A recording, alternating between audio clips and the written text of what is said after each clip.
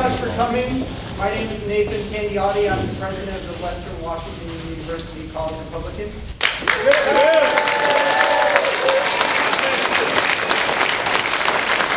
Thank you all so very much for coming.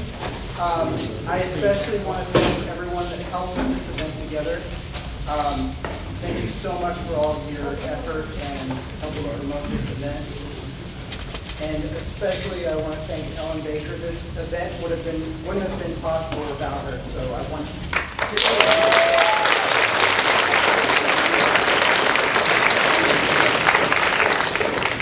tonight we'll be having Rosa Koire, speaking tonight. She's from Northern California. Where? Santa Rosa. Santa Rosa. I was actually born in Santa Rosa. No. So this event is going to be very interesting. Okay. Rosa is the executive director of the Post Sustainability Institute. She's also ASA forensic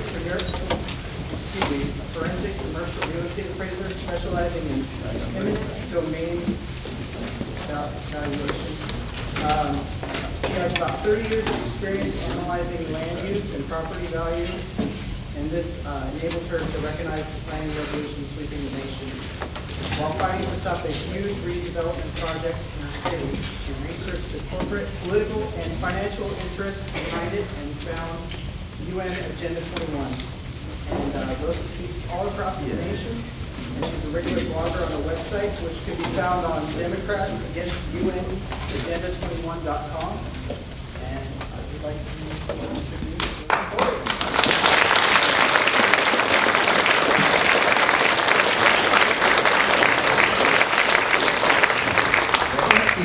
Thank you so much. It's great to be here in Washington. I'm thinking of Washington as my second home. I spent a lot of time speaking around Washington, and it's great because, you know, this is, everybody thinks they have ground zero. Everybody's feeling that, hey, this is where Agenda 21 is really happening. But the truth is, it really is happening everywhere, all across the country, and of course, all across the world.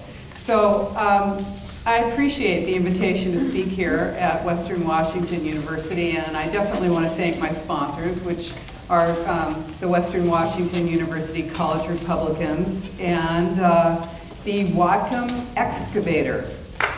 Yeah.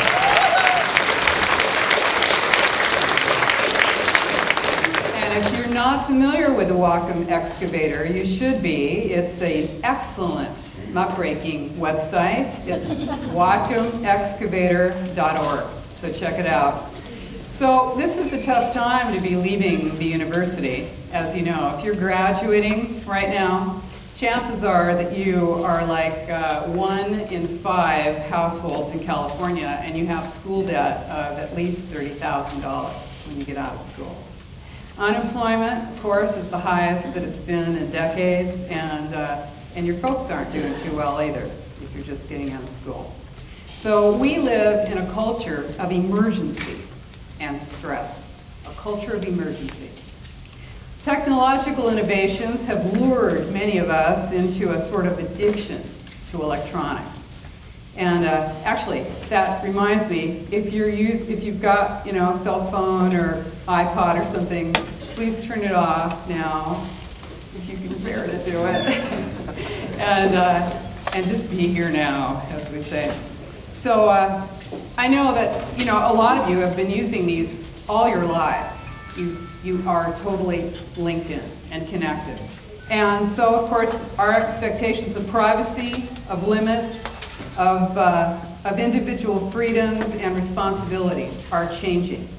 We're instructed to view the world and ourselves as global citizens. We're thinking in global terms. This is what we're instructed to do now. So that's what I'm going to be talking with you about tonight. And I want to tell you just a little bit about myself. I am a liberal. I've been a registered Democrat since I was old enough to vote. And for many years, I was active in national issues, anti-war, pro-choice, and gay rights.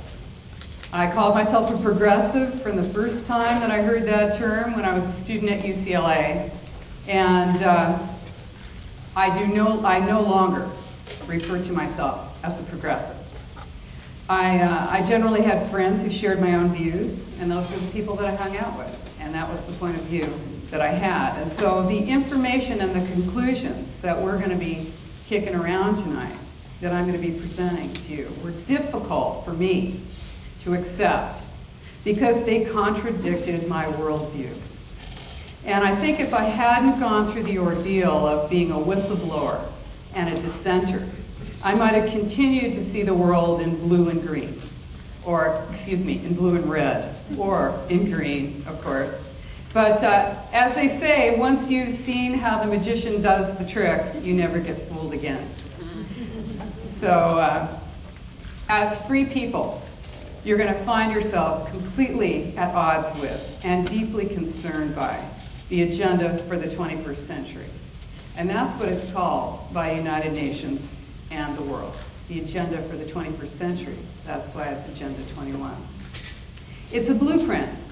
It's the action plan to inventory and control all land, all water, all minerals, all plants, all animals, all construction, all means of production, all information, all education, and all human beings in the world. Inventory and control. It's a transition from representative government to government by unelected boards and commissions. It requires the erasure of jurisdictional boundaries, a loss of private property rights, and ultimately a loss of sovereignty and freedom. So you're going to be concerned about this not just as Americans, but of course as free human beings. And this is a nonpartisan issue. This is not a right-wing thing. Freedom is a concern of all free people.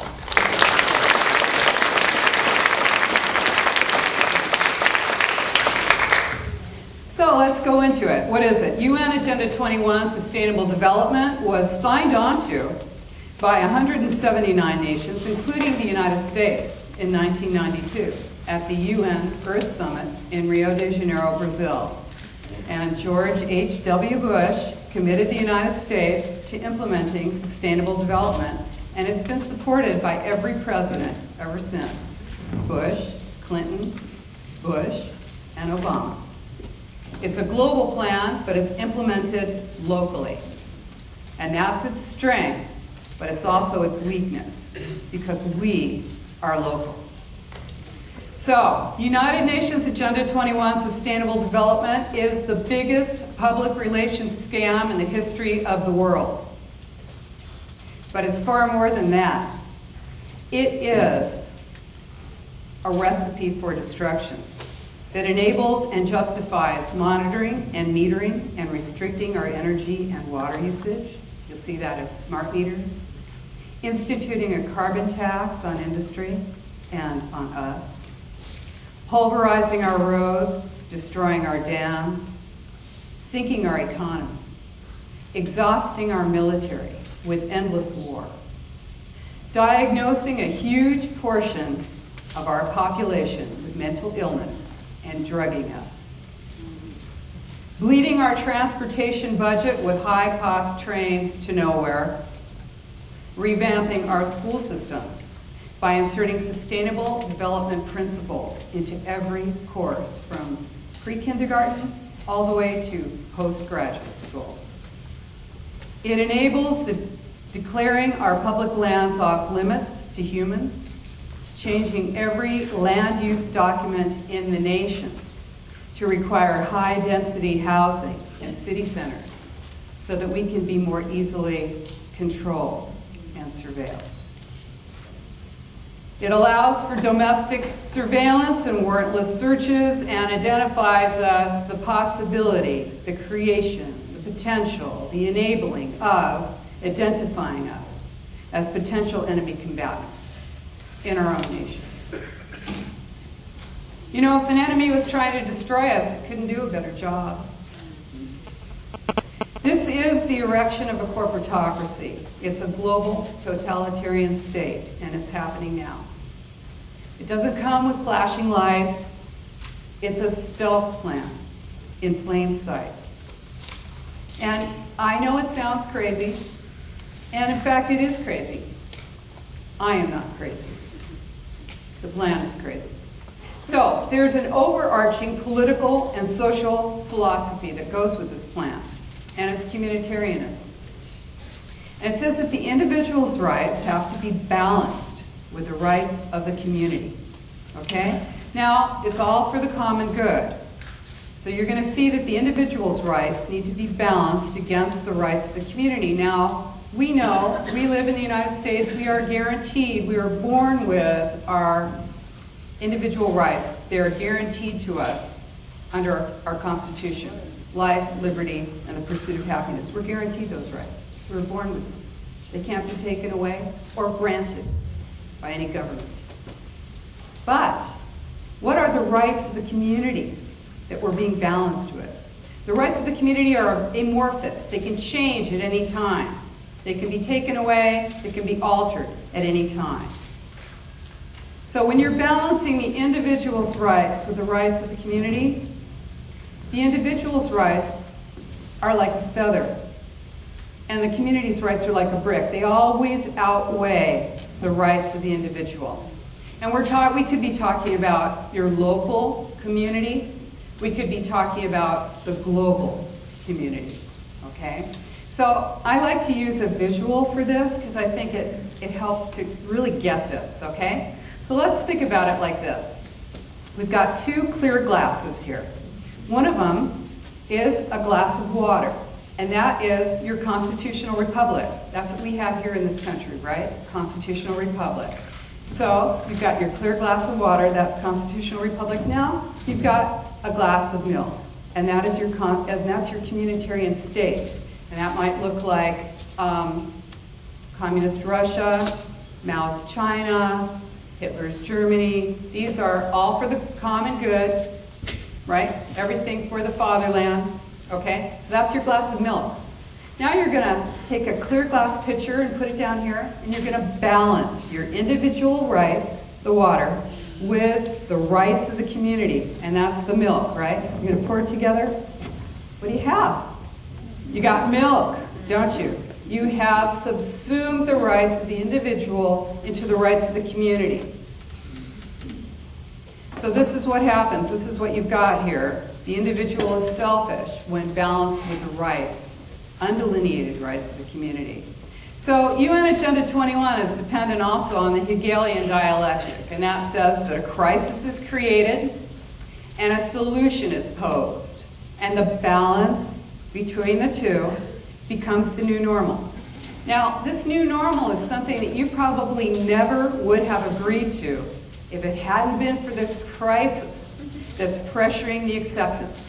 We call that the third way. So what's the crisis? It's climate change. Global warming, climate change. It's very serious, okay?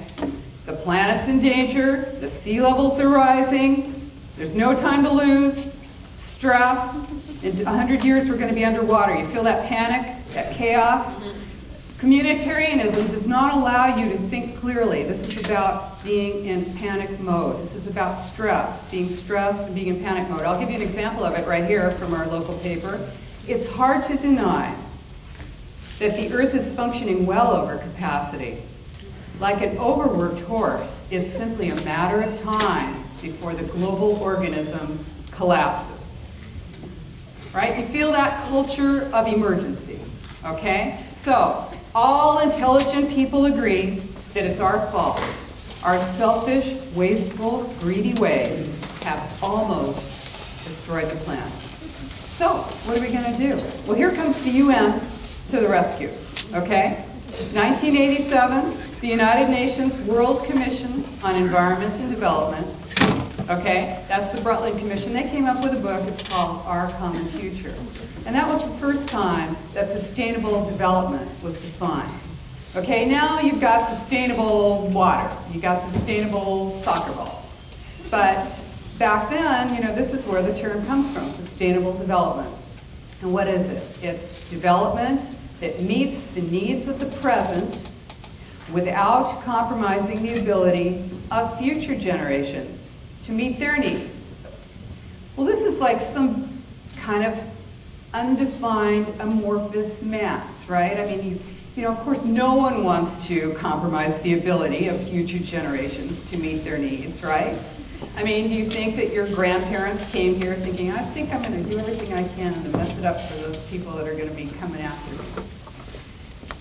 So this concept, okay, when this was developed, when this was determined that sustainable development would make sure that the needs of future generations are met and not compromised by current generations, all that remained then was to say that yes, everything we're doing now is compromising the ability of future generations to meet their needs. And what do we do about it?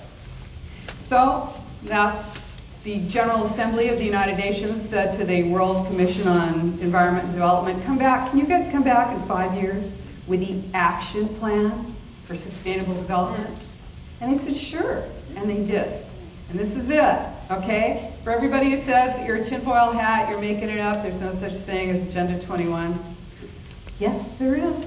It's a real thing. It's a 300-page, 40-chapter document. This in itself is the green mask. It is a green mask, too, because there's a lot in it that you might think you might agree with. But it's the implementation that you want to look at. So when you look at this book, you'll see that, well, I'll tell you, that the chair of the Secretary General of that commission, Maurice Strong, he said, well, what is unsustainable? What's unsustainable? The middle-class lifestyle, okay? The middle-class lifestyle is unsustainable, the lifestyle that you would like to live. Single-family residence, private vehicles, appliances, meat eating, air conditioning, dams, and many, many other things are considered to be unsustainable. Tillage, farming. It's like just general farming releases too many greenhouse gas emissions, and so you need a seed injection machine, which costs about $250,000. So, okay, this is what's unsustainable, and this is basically the life that most of us in the United States want to live or do live right now. So another thing that you want to look at is, what'd you do with my book? Oh, here it is. Okay, the image of it. Okay, there's an image to this plan, and it looks like a little piece of the Olympic symbol. I don't know if you can see this. It's 3 circles. It's like a Venn diagram, right? And it's 3 interlocking circles, and where they meet in the center is sustainability. And this is environment, economy. So it's environment, economy, and social equity.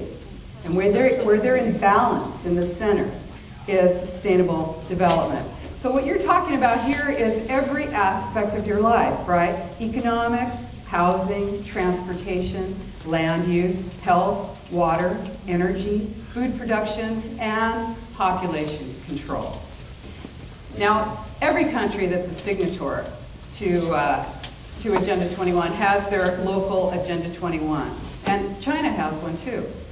And if you go on their website, the China Local Agenda 21 website, you're going to find that they are working on a population, a birth vaccine, a reproduction vaccine. They're working on it with the United States and China. So I want to tell you that there is also a philosophy that supports Agenda 21, and that is a precautionary approach. And you might have heard of that. And what it is if an action, think about this when you think about climate change. If an action or a policy has a suspected risk of causing harm to the public or the environment, in the absence of scientific consensus that the action or policy is harmful, the burden of proof that it is not harmful falls on those taking the action. Did you get that? The burden of proof falls on those who want to take the action, that it is not harmful. This is guilty until proven innocent. In the European Union, it is compulsory. It makes law. In the United States, we call it the precautionary approach, and it's only supposed to make policy. It is developing policy. So one thing we want to know is what it looks like, right? When, in 1992, when it was signed on to, this is soft law, it's an agreement. In fact, Bush the first, this did not get ratified by Congress. This was called an executive agreement. He affixed his signature to it and committed the United States to it. It's soft law. And so that following year, 93, Clinton got elected in November. The following year, in 1993, he created the President's Council on Sustainable Development. President's Council on Sustainable Development. Now, what the entire purpose of this council, made up of 12 federal agencies, a whole bunch of nonprofits like the Nature Conservancy, the Sierra Club, the World Wildlife Fund, the World Resource Institute, and corporations.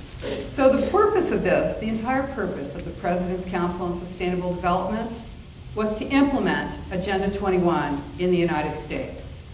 This was its purpose. So you're going to hear people, if you talk about this, you're going to have people come up to you and they're going to do one or two or three things. They'll either tell you that there's no such thing as Agenda 21, or now you're hearing, oh, that Agenda 21. We didn't know even that agenda. Oh yeah, that. But it's a good thing. It's a good, or you're going to hear, oh, that, it's a non-binding agreement with the UN and it means nothing.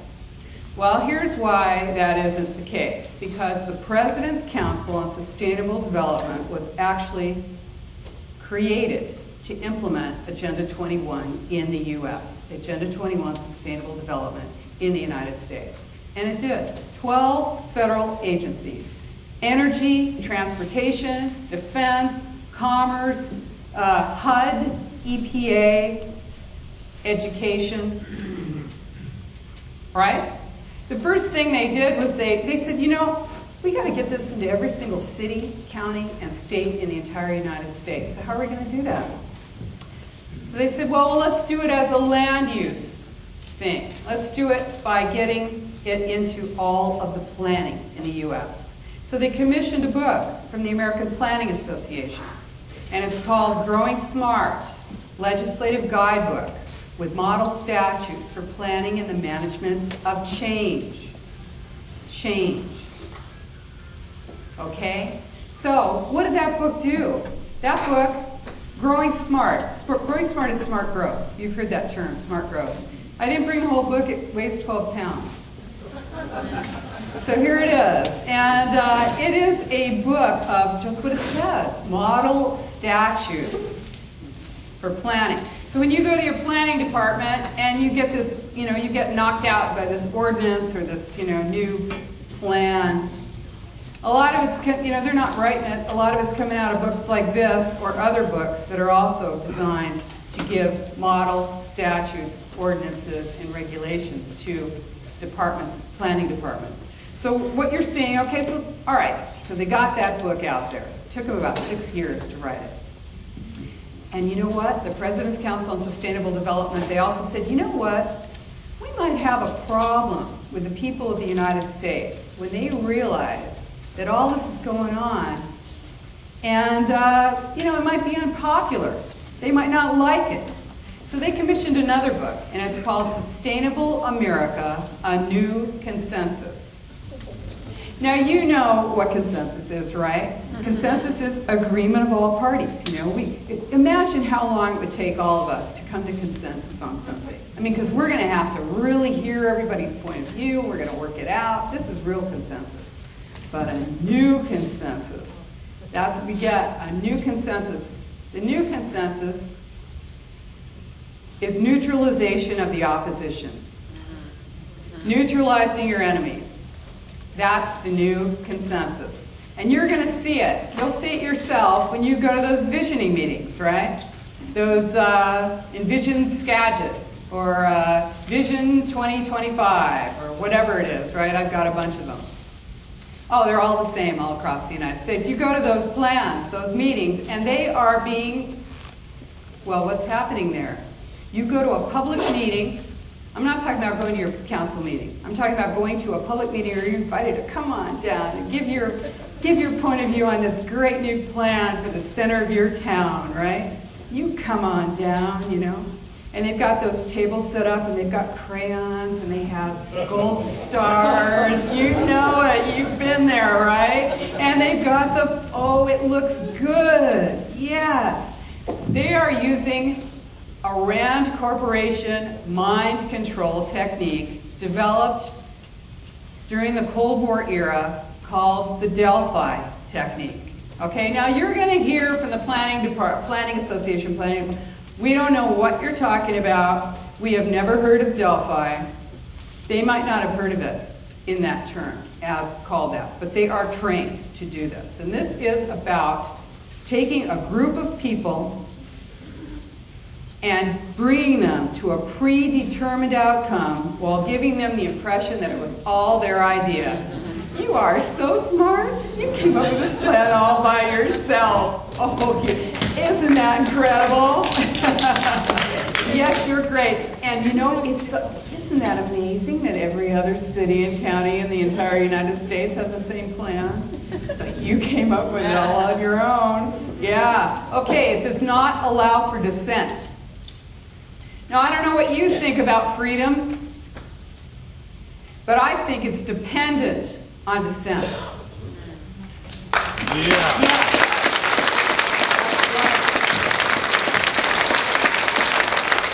That's right. Go get a look at China if you want to see what it looks like when you can't dissent. So, when you go to those public meetings now that you know what's up, and you walk in there, and what do you see? You see a bunch of guys with guns. Police officers. Unless you're in Texas, and then they're the people in the crowd, right? But you know, you walk in the meetings, right? And I mean, I have literally been chased down an aisle while I was holding a mic at one of those public meetings by a police officer. And I'm like, what are you going to do, shoot me because I might say something? Oh, wow. So this is it. This is called manufactured consensus.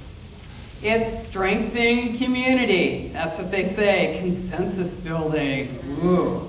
Because you want a vibrant, walkable, bikeable, livable transformation, change in your life.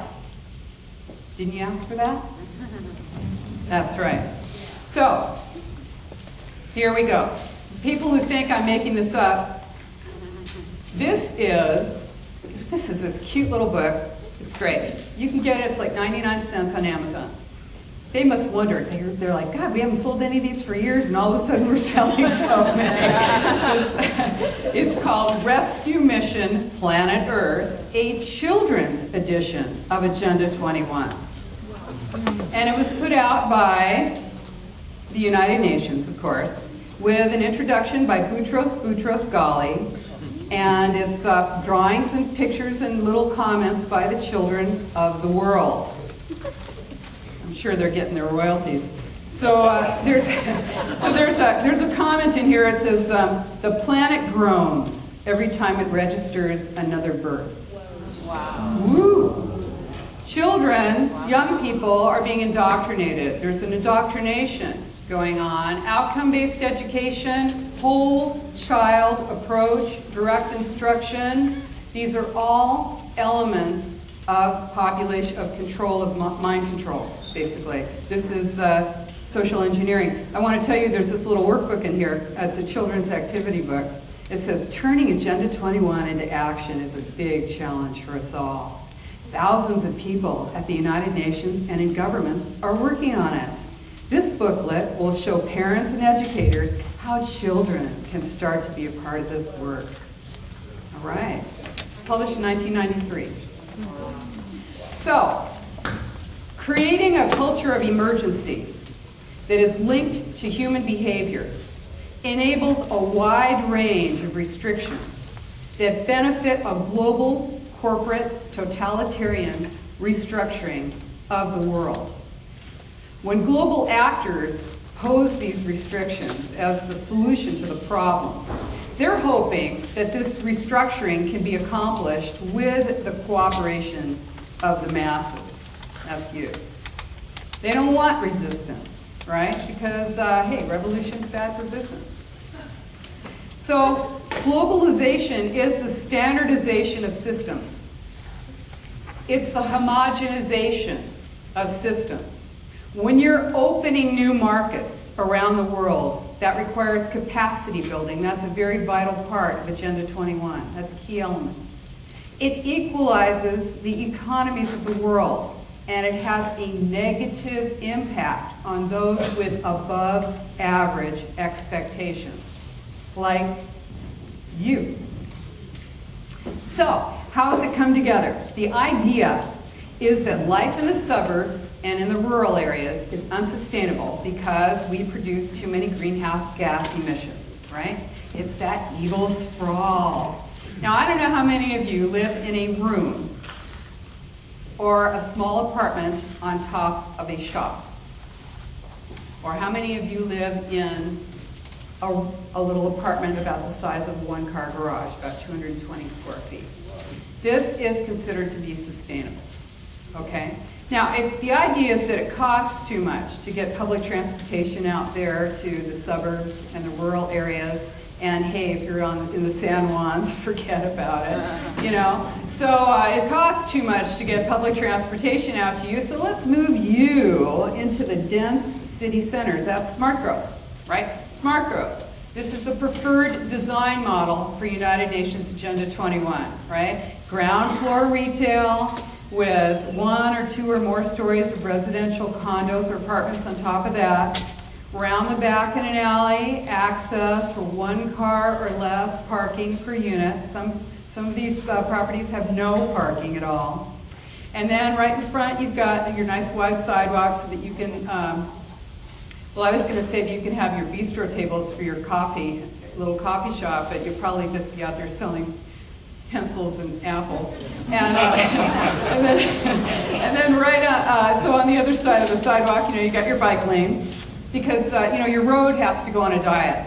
You thought you had to go on a diet, but your road's on a diet too, because, you know, we want to make things as difficult as possible for people to get around, mobility.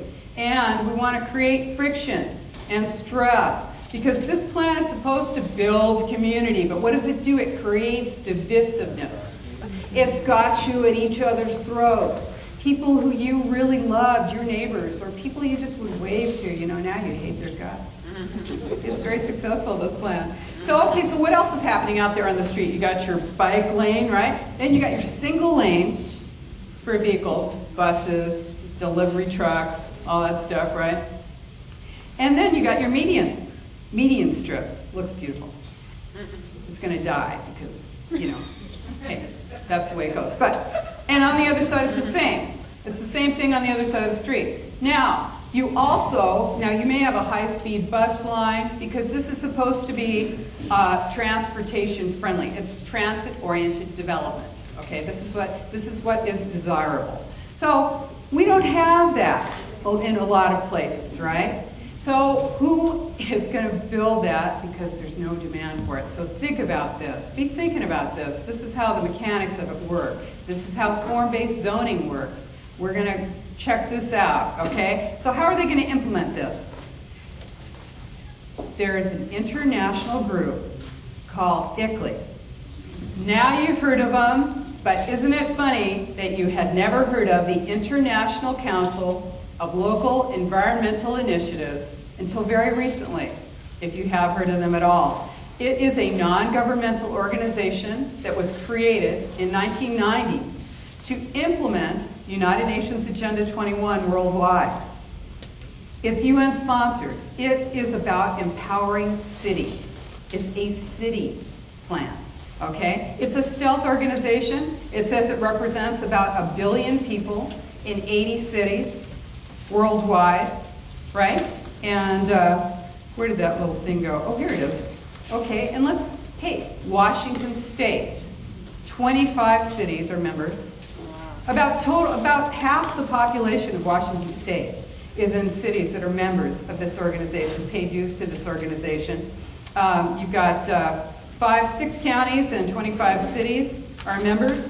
And I'll just throw a couple out: Bellevue, Bellingham, Redmond, Seattle, Tacoma, Everett, Kirkland. I'm not going to read them all, Olympia. But trust me, half the population of Washington is living in a nickel city. Okay, now this is an organization that gauges, this is what they say. They gauge livability. You love these terms.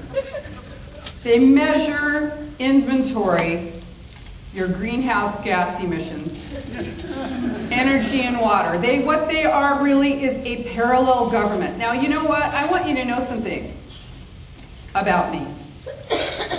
I like a good story like anybody. Who doesn't, right? That's the fun thing about Agenda 21 is you don't have to make anything up. They do it for you.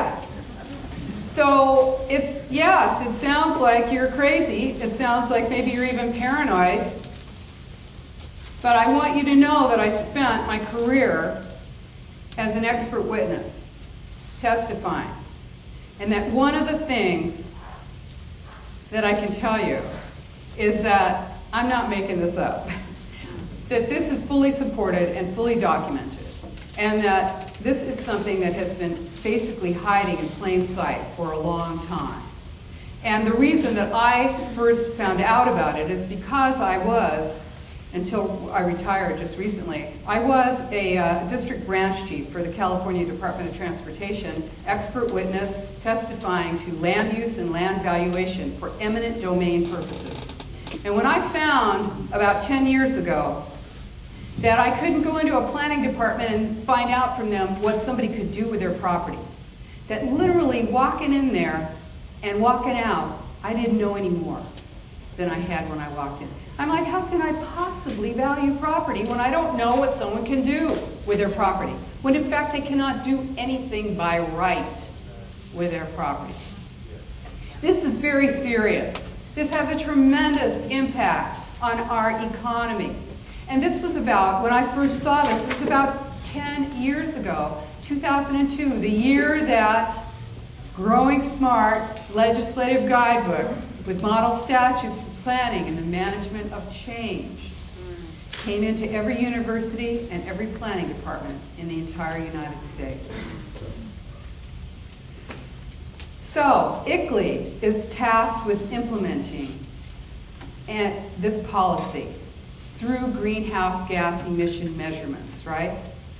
And now, I want to just tell you something else about ICLEI. It's an international group, and it is actually headquartered in Bonn, Germany. But they don't want you to know that, so they've changed their name to Local Governments for Sustainability. Local Governments for Sustainability, so that you won't notice that they're an international group. Now, is it so bad to be international? No, but what they're doing is they're actually creating a parallel government that is structured like the United Nations, that has membership, and that actually empowers cities. And one thing that they did was, you know, the United States did not ratify the Kyoto decision, right? The Kyoto Agreement, right? That was an anti-sprawl, anti-greenhouse gas, pro-smart growth plan. Well, yeah, the U.S. didn't ratify it, but that didn't stop 1,055 United States mayors who basically did. They signed on to the United States Conference of Mayors. What do they call this thing? The U.S. Conference of Mayors for Climate Action. I forget. I'm sorry. Oh, here it is. No, that isn't it. It's in my book. Anyway, what it is that they actually agreed to Kyoto. The Climate Protection Campaign is what it's called. They agreed to Kyoto. And it is implemented all across the United States. Nearly 2 million people in this area have agreed to it without knowing. Now, what is it?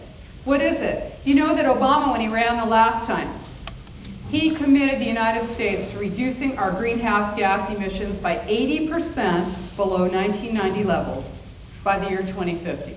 Right? 80% below 1990 levels by the year 2050. Think about that. That's a lot, huh? I mean, you just say, well, that's probably a lot. Well, that wasn't enough. I needed to find a chart. So I looked for a chart, I found it, I found 1990. This is a world chart. I took 80% off of that, okay? What year? What year were we at when we were worldwide releasing 80% below 1990 levels of greenhouse gas emissions? What year? You read my book. Okay, 1934, all right? And you know that was such a good year for the United States. Right, we were at the depths of the Depression, you know? And, but hey, check it out. Don't we have a lot more people now than we had in 1934? So think about this, on a per capita reduction, we're gonna be back in like the 1880s or something with our horse and buggy, right? Except you can't have a horse because it's too many greenhouse gases. So you're going to be on your bike, right? There you go. So that was Kyoto. So ICLEI, the other thing they did was they put out this thing. It's called the Local Agenda 21 Planning Guide, and this is in planning departments and universities. And this teaches you how to do a visioning meeting. And how to, now the visioning meetings, if you've actually stumbled into one of those, if you found out about it somehow by accident, you ended up in there, you're not really supposed to be there. Because even though this is supposed to be a bottom-up thing, where we really get out there and we ask the people what they want, right? That's what it's supposed to be. It's not that, though. The people who are in those meetings are shills, they're toadies, they are invitees, they are people who stand to gain. They may be the consultants' employees. They may be employees of the city or the county. They might be government, and will be government officials themselves, elected officials who are on board with the plan. And you. And if you actually stand up, and I actually teach you how to do, how to anti-Delphi a meeting. It's in my book, right? And but if you do that, oh, then you are a special interest. You know, then you're like, oh, you're just, you know, you are a contrarian. I've been called that, a contrarian. Like, excuse me, I thought it was an American.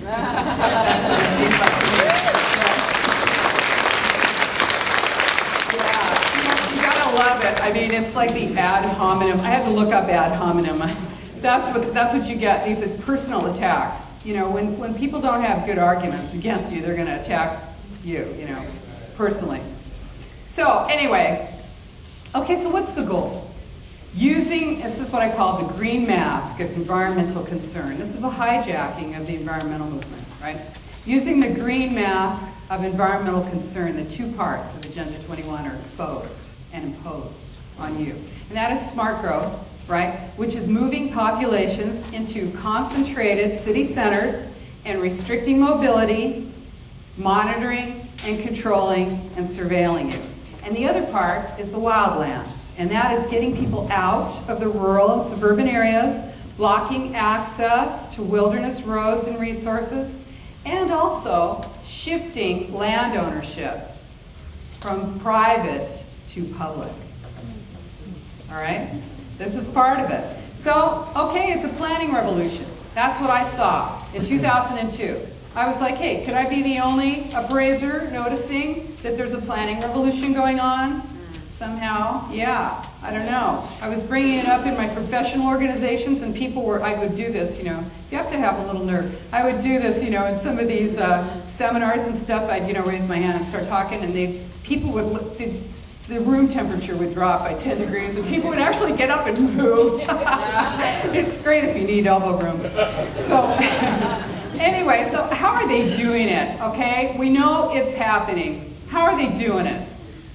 So most states require comprehensive and general plans, right? The Washington Growth Management Act from 1990, that actually requires smart growth.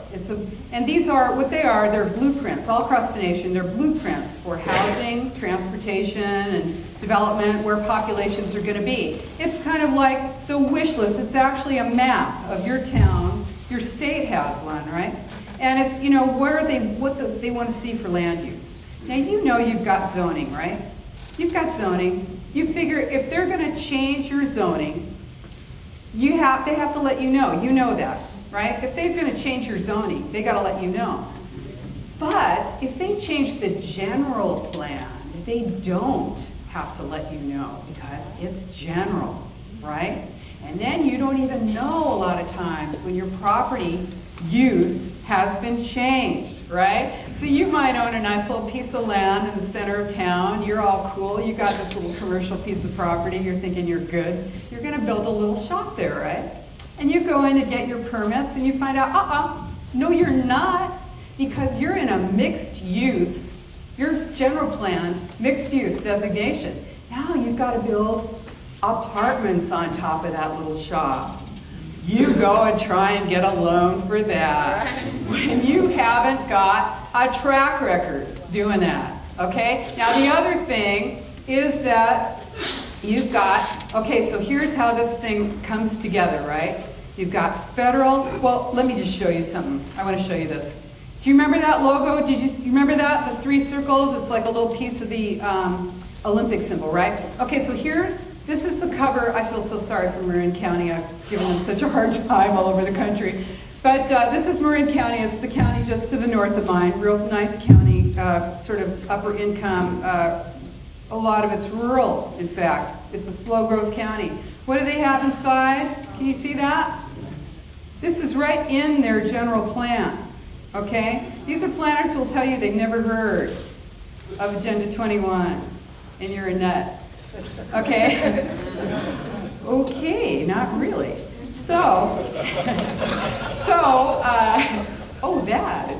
Okay, so here's how it works, all right?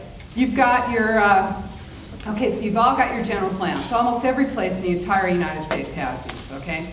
So this is your wish list. This is the way your city's supposed to be mapped out. Now you've got, okay, here's how they do it. You've got your federal and state transportation money. And it goes through your metropolitan planning organizations and your councils of government. Now there's over 500 of these in the United States, and you've got 14 of them here in Washington. You probably never heard of it, right? This is where we get into regional government. Because of course you're thinking, you think, excuse me, if you think that this is just a little chat we're having, and that you're going to go home and have your life go on just the same as it was yesterday. No, you're not. That's not going to be happening. So here's how this whole thing comes together. You've got your metropolitan planning organizations and your councils of government, and they get the money, the transportation dollars. Now, your town, your city, does not get this money unless they agree. Now these are grants and tax dollars direct from these regional boards. Your town and county and city, your city, does not get transportation tax dollars unless they go along with this plan. Okay? So you've got the Puget Sound Regional Council, for example. They get $180 million a year in federal transportation dollars. That's a lot, right? That's a lot of money. If you want money, you better agree to build and subsidize and zone for smart growth. Why do you have to subsidize it? Because there's no demand for it. No demand for it. Hey, how many of us? Raise your hand if you want to live. Now, this is cool. You can do it. I mean, I used to live in an apartment over a shop. And, you may dig that. I mean, that may be really cool. You might really enjoy that, except when you get a dog, or when you have a child, or when you have a partner, or when you want a car, or when you want a garden, or when you want privacy, or when you want to play a saxophone, or when you want to smoke. Because, did you know that it's against the law to smoke inside of your apartment in many places in the United States now? I'm not a smoker, and I don't like smoke around me, but I am really not liking the idea that it's against the law to smoke in your own apartment. Okay? So, yes, let's clap. Why not? I mean, come on. All right, so what is this? It's social engineering, and it's directed, through land use, right? So, Okay, so this has to get subsidized with your tax dollars. It could be your transportation tax dollars. It could be your property tax dollars if you're in an area that has redevelopment. And you're going to find that there's all this money pouring in for these plans, okay? Now, $100 million last year, and the year before that, $96 million in HUD grants. $6.5 million went to Washington in 2010. Now, what was that for? Sustainable Communities Regional Planning Grants. Ooh. That was money for visioning meetings. It's like you want to be an optometrist now. Visioning meetings and transit-oriented development plans. Plans. Nothing gets built. This is the Full Employment Act for planners and consultants. And anybody who's doing reports, right? This is what it's coming down to here, right? If you're a business person, you know, you've got to struggle against all of this. By the time you get done, you're bankrupt, got an ulcer, your life's over.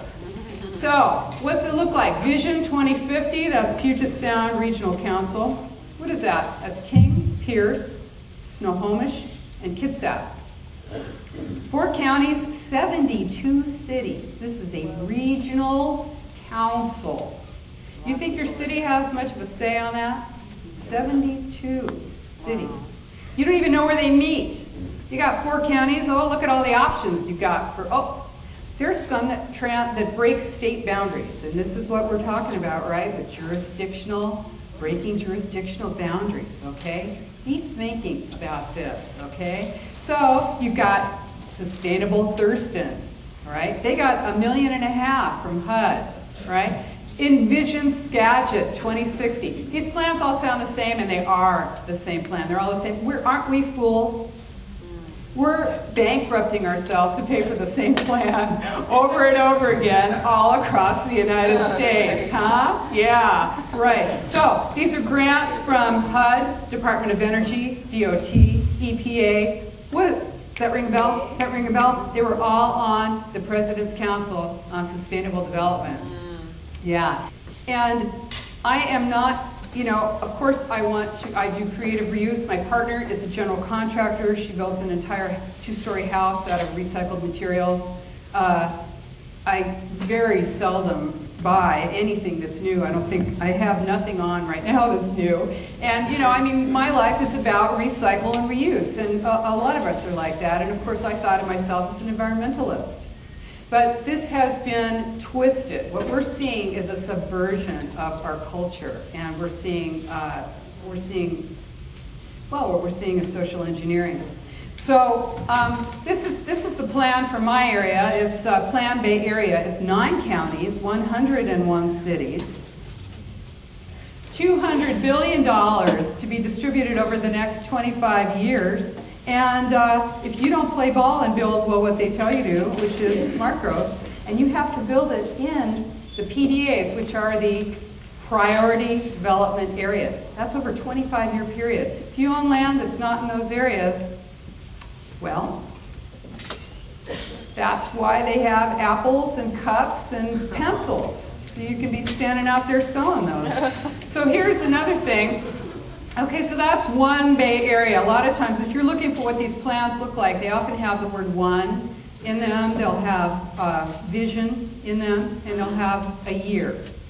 So it might be one valley, one vision. It might be your town 2025, your town 2050, something like that. But I found a great one. This is a really good one. It's Hanoi Capital Region Plan 2030. It's the same. Hanoi, Vietnam. It's the same plan as one Bay Area. Wow. Yeah, isn't that cool, huh? Okay, and then since we're in Washington, I thought you'd like to know that, and you know what? You got to give these guys credit, because they've gotten away with this for a long time, haven't they? They almost got there. But that's what you're doing here.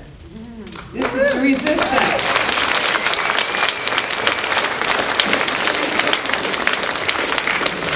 Okay, and if you're not clapping, you might not like it, but it's happening, and it's real. Okay, so the future. This is a publication from the United Nations. It came out in 1998. And I'm going to tell you about it. It's important to hear this. This came out from the United Nations. It was written by the director of the Center for Sustainable Communities at the University of Washington, chief planner in the city of Seattle. This is at that time. He was also the advisor, a major advisor to the President's Council on Sustainable Development. His name's Gary Lawrence.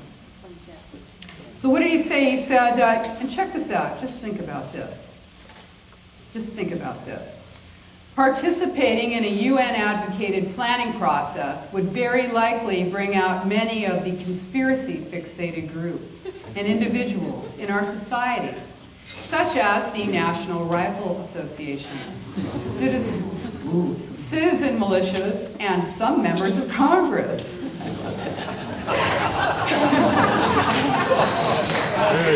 What does he mean by bringing them out? I don't know. Okay. This segment of our society who fear one world government and a UN invasion of the United States through which our individual freedom would be stripped away would actively work to defeat any elected official who joined the conspiracy by undertaking Agenda 21. So we call our processes something else, something like comprehensive planning, growth management, or smart growth. Yes! Okay. I mean, come on. Is it like, shooting fish in a barrel or what? This is easy. Okay, so regional government. Okay, so now you know that you've got regional government, and it's in the planning stages. It is the unelected shadow government. Those regional boards are not elected by you. They're made up of elected officials, but you do not elect the board. And you don't want to elect the board, I'm telling you. If they throw that one out to you, well, let's let you elect a regional board. Because do we or do we not have city, county, state, and fed in this nation? City, county, state, and fed. That's right. What this plan is global regional neighborhood. Global regional neighborhood. You don't elect any of those, right? This is sold to you as an economic driver. If you don't get on board with that region, you're gonna die. You've got to be able to compete. Hey, when you're visioning, don't forget, when you're coloring on those things, don't forget you're visioning on somebody else's property. And they're probably not there. So this is called the new urbanism. It's anti-rural. In fact, when I just came back from Maine, I was on the East Coast, and I was checking out the Earth First website, and they have on there, and they're connected with the wildlands, and this, hey, this stuff's stranger than fiction, okay? On their website, it says, visualize industrial collapse. Yeah, visualize that. Okay, so you got transit villages, food sheds. This is social engineering. There's winners and losers, and guess what you're going to be? Yeah. So, okay, it gets worse. Okay, you thought we had 50 states, all right? You think we have 50 states? Yeah, we do. We have 50 states. But now we're going to have 11 mega-regions. 11 mega-regions. And it's not that the U.S., these aren't the FEMA divisions, okay? This isn't that the U.S. is divided into 11 chunks. What this is that these huge mega-cities become the centers and build up, and people are moved into them, out of the rural and suburban areas. And the city-state, I mean, think back to Machiavelli, right? The city-state. I mean, this is neo-feudalism. This is what we're talking about here. So, you empower the city-state that can then make agreements. Now, I want to tell you about the one that you're in. You're in Cascadia. Cascadia. Cascadia includes part of Washington, part of Oregon, and part of Canada. Wow. Yeah. Breaking jurisdictional boundaries. Now those regional boards will break jurisdictional boundaries as well, so they are creating this structure that breaks your ability to vote and we have a representative government. You don't like those people? Yeah. I love you. You clap for anything. Okay, we've got a representative government. You don't like them, you vote them out. Hopefully you get them out, whatever. And you got to. But with this stuff, you've got no impact, right? You don't even know where they're meeting. You didn't even know they existed, maybe. So 26% of the landmass with 74% of the population. This is the plan. And the rest is the wildlands. And we're not kidding around here. We're talking about at least 11 states in the United States that are not in megaregions. Okay? Most of the megacities, in fact, all the megacities are ICLEI cities, are members of ICLEI. This is a high-speed rail that's designed to fail. Yeah, it's the number one building block for megaregions. It justifies it. Well, you don't need a car. Now, it doesn't matter if it exists or not, right? They're going to bleed you to death with those high-cost trains to nowhere, right? You want to see where it's going. It's going, take a look at the EU, right? That started with a trade agreement. And I spoke at an international conference on global governance a couple months ago, and a couple of the speakers, one was Václav Klaus, President Klaus of the Czech Republic, and he said, hey, we got out from under the Soviet Union, we got our freedom. He actually resisted being a member of the EU, but he did join, and he said, now we are under the thumb of Brussels. Regions, livable communities, sustainable communities, community partnership, one planet community. Now, if you have doubts about communitarian law, look no further than the Kelo decision. Do you remember that? 2005 Kelo decision? That was a Supreme Court decision, a communitarian law. Supreme Court decision. Now, some people think that that law made it so that it was okay to give one guy's property to another guy. No, we already had that. That's redevelopment. What the Kelo decision did was it said, under the Fifth Amendment of the Constitution, we are guaranteed just compensation under the right, the right of the king to take, that's eminent domain, the government can take, you couldn't have driven here, you couldn't have gotten here tonight without eminent domain, right? That's what makes it possible for you to get your electricity, get your water, and move around. Eminent domain. Those are public uses. That's a public use, right? Well, what did the Kelo decision do? It redefined public use to anything that your municipality decided it was, right? This is the end justifies the means. The end justifies the means. This is the end of the concept of private property rights. That's what it is, and the UN has a policy for it, and they say, this was in 1976 at Habitat 1, land cannot be treated as an ordinary asset, controlled by individuals, and subject to the pressures and inefficiencies of the market. Private land ownership is a principal instrument of the accumulation of wealth, and it therefore contributes to social injustice. Wow. The 3 E's, remember, the 3 E's, you're going to see that, you'll see the 3 E's. You want to know how to see it, how to find it, how to notice it, how to recognize it. Social equity, economy, environment. When you're reading through a government document, you always will see them together. You are looking at Agenda 21. Public control of land use is therefore indispensable. This is what it says. Public control of land use is therefore indispensable. Okay? 42% of Washington State is owned by federal, state, or local government. But that is not enough. Over 2 million acres are roadless in Washington State. 40% of the United States, the continental United States, is in a watershed. 10,000 rivers and streams flow into the Puget Sound. A lot of times you're going to find here in Washington the misidentification of wetlands. Ooh, she must be kidding. Yeah, I know. Hey, how about those buffers? Yeah, you're going to have to, you'll be like, you know how many people can fit into a phone booth?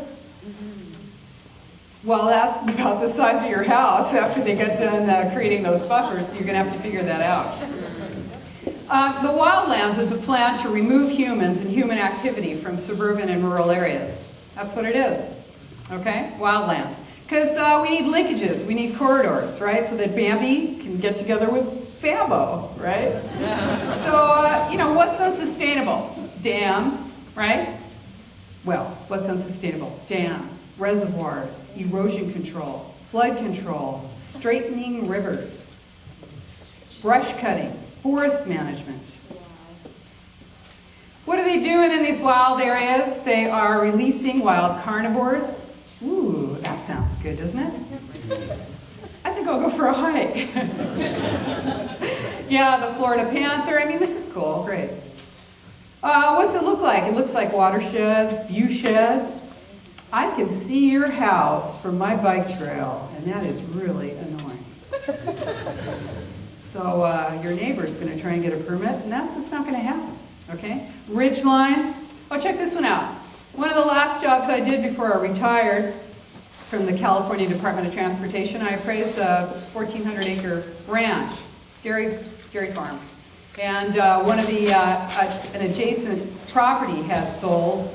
It's, 1,400 acres, that's huge, right? That's a lot of land. The guy said to me, I went and I checked it out, checked out the sale. He said, oh, Rosa, man, we had a heck of a time getting one house on our 1,000 acres.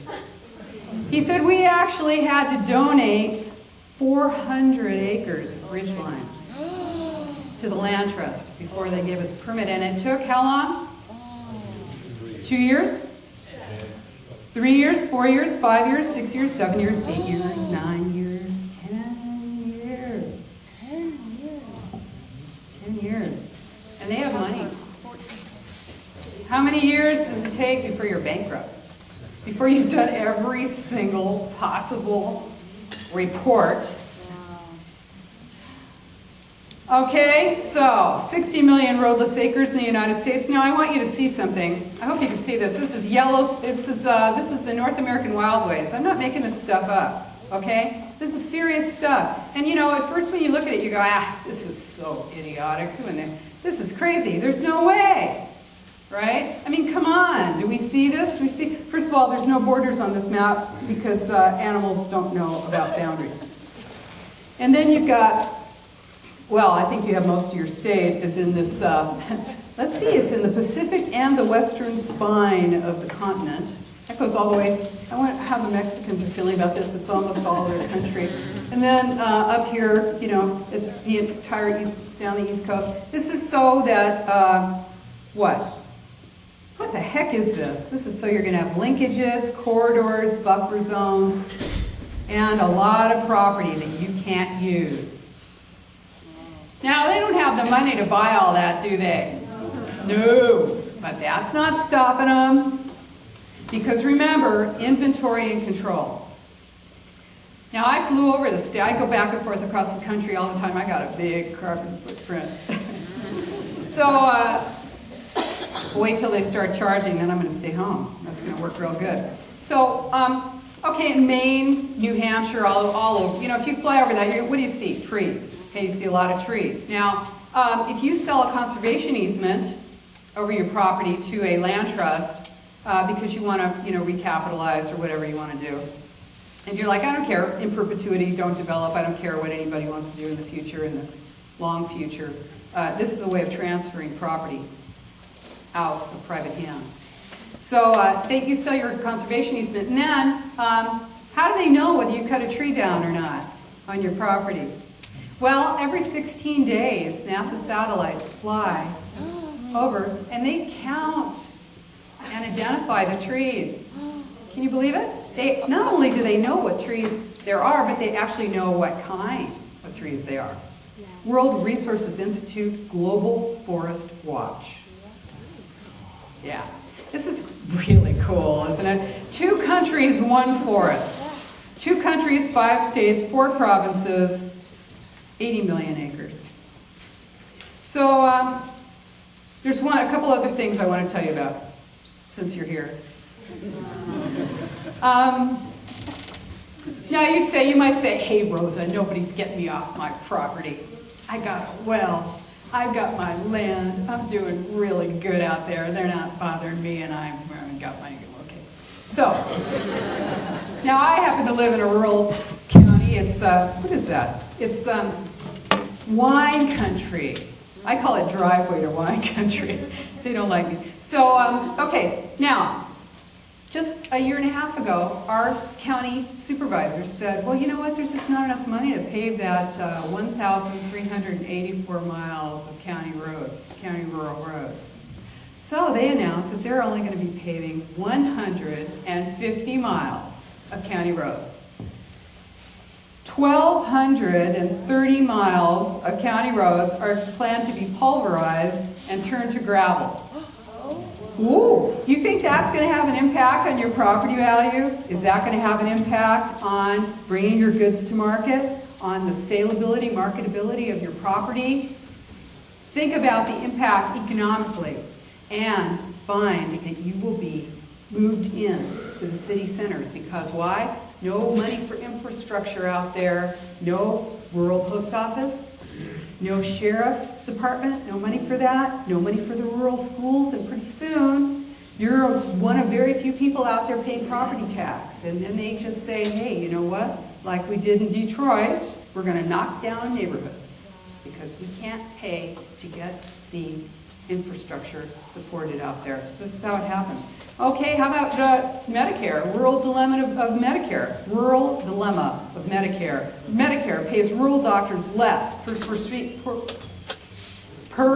procedure than urban physicians because their operating costs are supposedly lower. They're not taking, in rural areas, okay? So let me just tell you this one thing. Okay, now this is in San Francisco area. San Francisco is so cool. Here's how cool San Francisco is.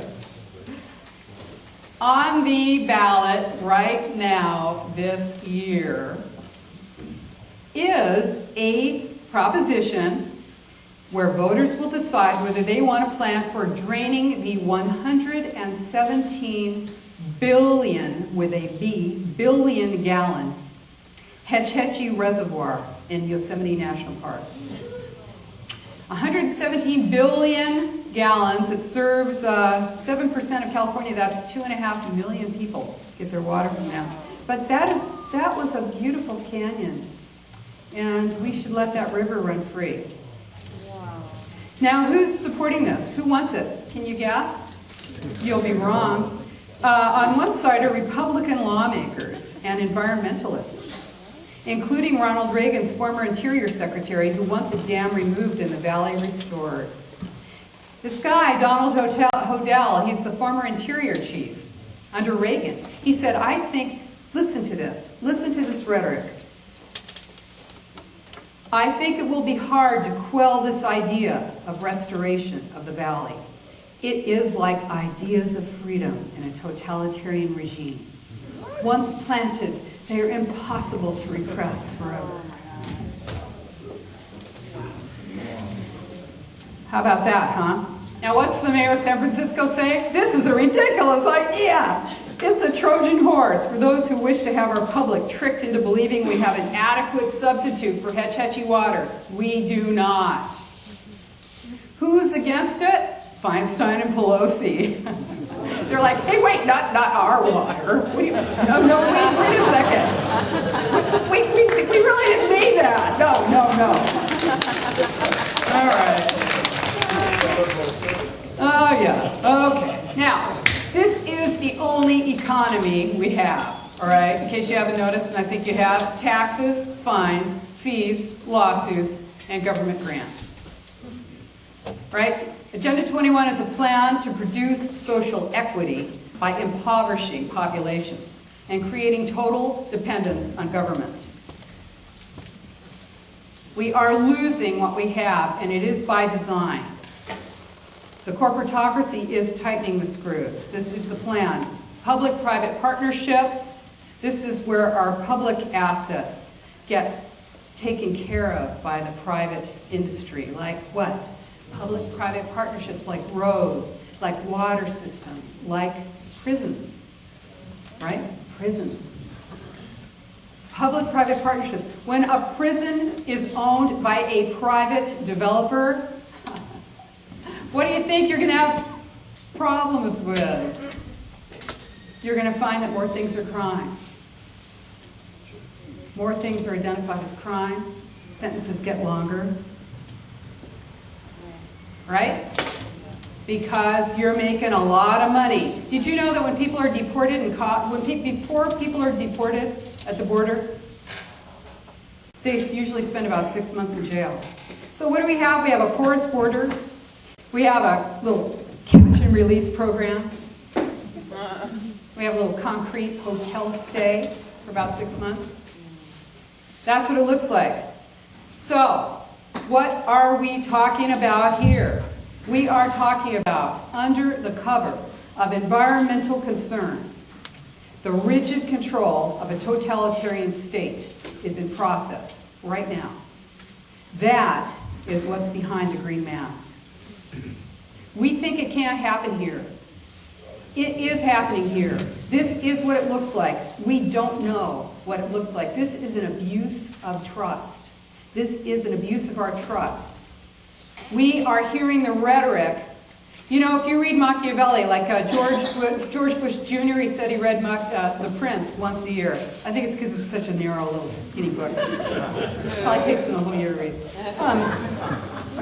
You know, if you read that, I mean, right in there, that's a great book to read because you're like, oh, I recognize that. That's happening right now. What does he say to do? He says, speak like, you want to tell the people what they want to hear, and meanwhile you do whatever it is you're going to do. We get the rhetoric. We get the you are saving the planet. Everything is cool. This is so great. You know, do you have to lose your freedom for this plan? This is what the plan is about. USA Patriot Act, the National Defense Authorization Act. This is Agenda 21, inventory and control. Have you traveled lately? Right? You go to the airport? This happens to me every time I go through the airport. I don't do, I won't do the little hokey pokey thing through the little, they're like, did you know that's not really an act? I'm like, yeah, just, woman wants a pat down over here. Woman wants a pat down, woman wants a pat, oh, wait, woman wants, I'm like standing over here, everybody's going by, they won't look at me, right? They don't want to make eye contact with me because I'm bad. I must have done something wrong, right? I'm standing there in my socks, Okay, come on over here. So I go. I'm standing there. I do this every single time. This is why I have to go to the airport 20 minutes early, because as soon as she gets on me, I go, so, is this all you can think of to do for a living?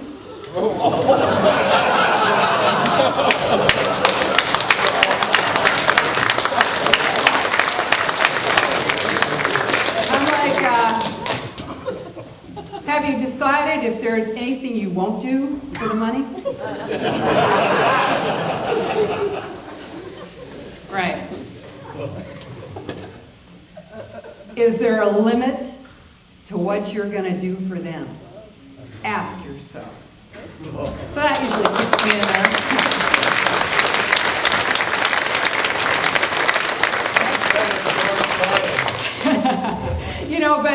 I stole this from the airport. I want them to come and arrest me for this. This is this neat little thing. You might have seen this if you travel a lot. And this is called Why Wait in Line at the Airport? Try Clear Free for 2 months when you join. $179 a year. Add the family plan for $50. What is it? Biometrics, right? Biometrics and fingerprint. And then you can just sail by like you're some big VIP. Aren't you? You're so cool. You gave them your biometrics, you dummy, and your fingerprints. Ooh, aren't you smart? Right. This is what it looks like. Did you know that there is no need for a warrant now for your hotel records, your bank records, your bank statements, right? Your internet, your telephone, your cell phone, iPod, all that stuff. Did you know that every single one of us, and If you've got little kids, you think about this. Every single one of us is identifiable by the way that we work those electronic devices. That is like a fingerprint in itself. The movement of your hand on that device identifies you.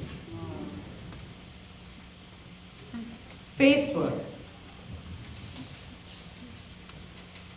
23andMe. Have you heard of that? That's where you spit into a cup and they check your DNA and tell you whether your family's from the New Hebrides or whatever the heck it is. Oh, you're fat. You're going to be fat. Oh, I didn't know that. Okay, that's all right. They keep that information. Who is them? Who started that? Google's wife, Sergey Brin's wife, Anne Wozniacki, or whatever her name is. She started 23andMe, right? That is, they are keeping your DNA, and you are paying for it. You're paying them to do it. How about that? Okay, so domestic surveillance. What happened to the Fourth Amendment? Ooh, that's a dusty old document. I mean, you are so unhip.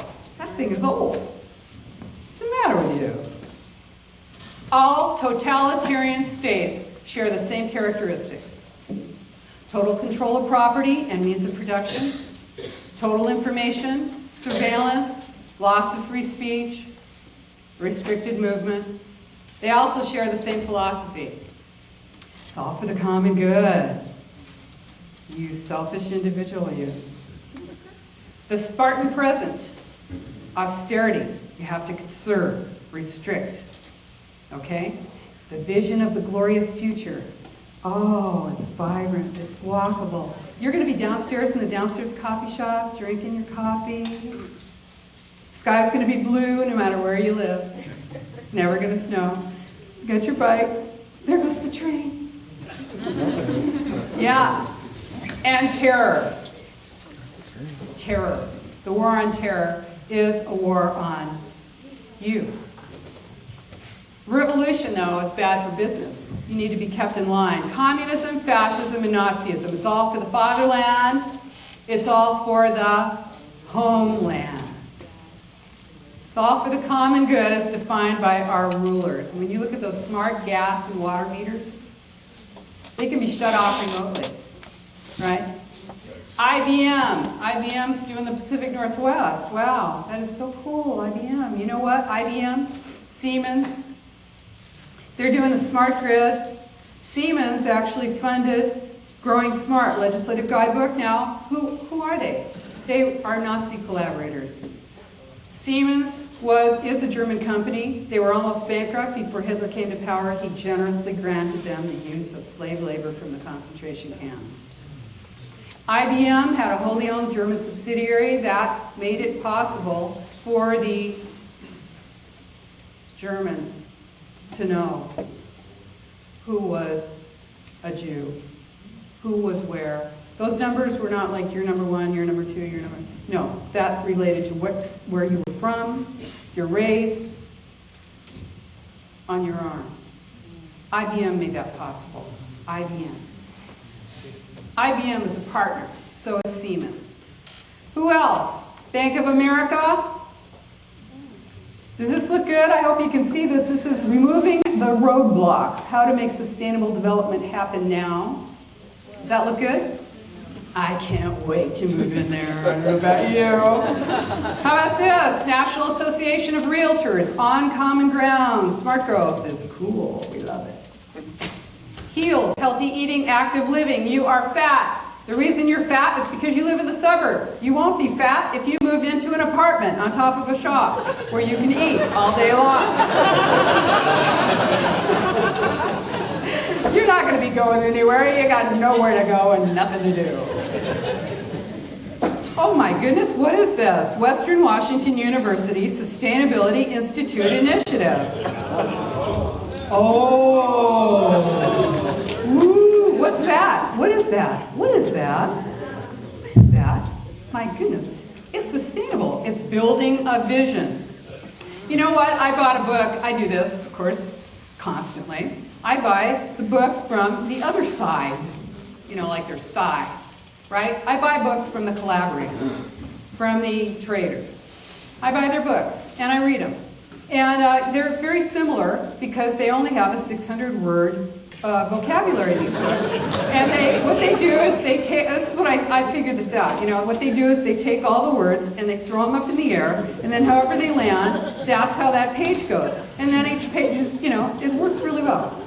So, okay, so here's the other thing. You want to learn how to Delphi. Now, they probably won't call it that, but you can get your master's degree in organization development.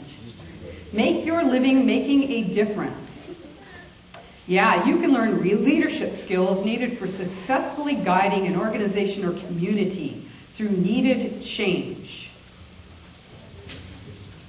How about the City of Bellevue? Neighborhood forums at City Hall, sharing responsibility for common good. Common good works, vision for stewardship and communal responsibility. Look deeply into shared values. The sponsors, the City of Bellevue, and a dozen neighborhood associations. And let me tell you, neighborhood associations are part of this, okay? Because you think, you know, hey, we are busy. You think you're busy? We're all busy. Busy. Okay? And you're like, what do I want to go and waste my night doing? This is already bad enough, right? What do I want to go and do with something else for my week, right? So you're like, okay, I'm not going to run for office. I'm not going to run for neighborhood association president, right? Well, lucky for you, because if you don't share these values, chances are you won't even be able to get elected to a neighborhood association. And you know what? Seattle, the city of Seattle, they have a Department of Neighborhoods, and they don't want to have the problem, the mess of having actual human beings be presidents of the neighborhood associations. No, they hire consultants, facilitators, to be the head of the neighborhood association. Oh, it's so much simpler that way, right? Okay, so those are shills. What is it? What is it about that? What is it that you need for this plan? You need community buy-in. Remember, you need community buy-in. So what do? You design it. It's supposed to be from the bottom up, right? Oh, the people wanted this. Yeah, so what do? You grow the people. You grow the people that you want to slam for smart growth. We want it, we want it, we want it. We love this regional plan. We love it, we love it. Yes, where do you get those people? You farm them, you create them. They are shills. They are toadies. They are collaborators. They are traders. And we need to help them. You know what? They're just like us. A lot of them really think they're doing the right thing. These aren't bad people, except if you cross them. How about Bremerton? It's a model of urban sustainability, a living city that embodies cultural vitality, a vibrant, natural, and built environment, and social equity. That is the vision of Bremerton. Office of Superintendent of Instruction for Washington. E3 Washington, education, environment, economy. And you know what? Education is the fourth E, because you can't do all this unless you indoctrinate. How about this one? Seattle City Council from 1992 to 2003. Margaret Pagler, she's now the Central Puget Sound Growth Management Hearing Board. She's on there for 12 years. What else? She's on the ICLEI Executive Board. She's been on there since 2003. How about this one? Hillary France, Bainbridge Island Councilwoman. Last October, she became the Executive Director of FutureWise. Kathy Lehman, recently elected council member in Bellingham, was FutureWise Chapter Director in Whatcom County for 4 years. Had a little overlap there. This is what it's about. Okay, now, there is opposition. They are fighting. They know that we know. They know we know. Is this Invasion of the Body Snatchers? I don't know. It feels like it. All right. What is this? The American Planning Association. Hey, you know what? This is war. Now, you may not know it. I hope you know it now. You are the resistance. The American Planning Association knows it's war. And what did they do? They put on a 12-week-long communications boot camp for planners. And I just became a member of the American Planning Association.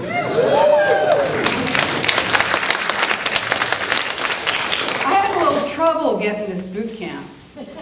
I had to call Chicago like 5 times, but I did get it. Now, one of the things that they do is they instruct planners. First of all, they instruct planners. They tell planners that we are all funded by the Koch brothers. I wish they'd give me some money. No, as far as, I travel across the nation, and I speak to property rights groups, to Tea Party groups, to 9/12 groups, to libertarians, to Republicans. I do go to Democratic Central Committee meetings and will speak for 3 minutes if they let me. Doesn't happen too often. And as far as I know, the groups I see are grassroots people. Now, I may not agree with them on many political things, but what we want in this nation is a nation of involved, engaged citizens. Yeah.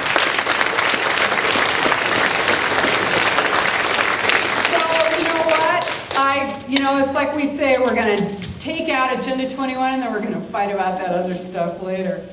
So the American Planning Association, they put out this 12-week-long boot camp from November of last year until January of 2012. And what do they instruct people to do, planners? They say inoculate elected officials against this information. In other words, go in and propagandize as hard as you can. Connect with the media, and I do get, the media does some vicious slandering and libeling of people like me. But I got them because I video my interviews, and I've nailed them several times on their lousy articles that they write.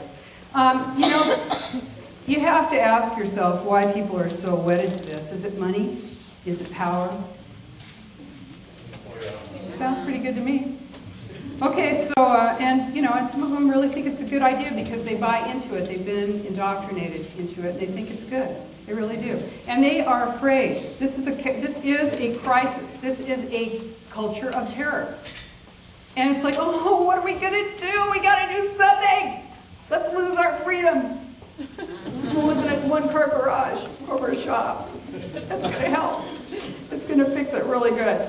Yeah, so that's it. It says, I won't read it to you, but anyway, it's bad, okay? Because they are out there re-propagandizing. Now they're saying, don't call it smart growth, call it quality growth. Say that planners make life possible. Yeah, planners. They say, don't talk about central planning because they're going to think, don't talk about, in fact, don't even talk about planning at all. Yeah, okay, all right. Who's doing it? Lawyers, consultants, planners, big business. There's big, huge money in green. Bike coalitions, neighborhood associations. The Lawn Association has an advocacy arm where they advocate for smart growth. Unions, AFL-CIO in 2001, they said they support smart growth and they repudiate sprawl. Why? Because most union members are in urban areas. They support urbanization. Walmart's a partner. Churches, hey, if your pastor's out there talking about sustainable development, you better go and have a chat with your pastor. Schools. Never mind. Okay, now look, I don't blame you if you're feeling overwhelmed, because you know what? Who isn't? This isn't assault. It's an attack on us. It's a bloodless coup d'etat, right? It's an administrative coup d'etat being implemented through regulations. It's worldwide. But awareness is the first step in the resistance. And that's why you got those flyers, okay? Because I did not give you those flyers so you could look at those flyers and throw them in the trash. Those flyers are for you. Now, not the one that's the shameless plug for me. The other one, the one that says, what's so bad about sustainable development? You are to, this is your homework assignment, you are going to make 100 copies at least. $5, you can make 100 two-sided copies, and you're going to put them out in your neighborhood, in your area, on doorsteps. You're not going to stand in the street and try and get people to take them. They're not going to take them. And you're going to waste your whole day. You want to get up early, put them out on. You want to raise awareness and actually get people to know what's going on, right? This is a global plan implemented locally. You don't like my flyer? Make your own. That's the thing to do, okay? There's no silver bullet. Nobody is going to come along on a white bicycle and save us. We've got to do it ourselves. And isn't that fabulous, right? Because look at this. We are doing it. This is actually happening. Yeah, it really looks bad. Okay, so let me tell you about your neighbors up in Kitsap. The Kitsap Alliance of Property Owners, they made these postcards. They sent them out. I don't know how much it costs to make these, probably, to send it to every, because it can be hard to get, if you live in an island or something, or you're on big rural property, it's not that easy to put out flyers, because you got to walk around, it might take you a long time. So you can actually mail out postcards, you want to do that. What else is happening? We've got some big successes that I want to tell you about. Alabama passed.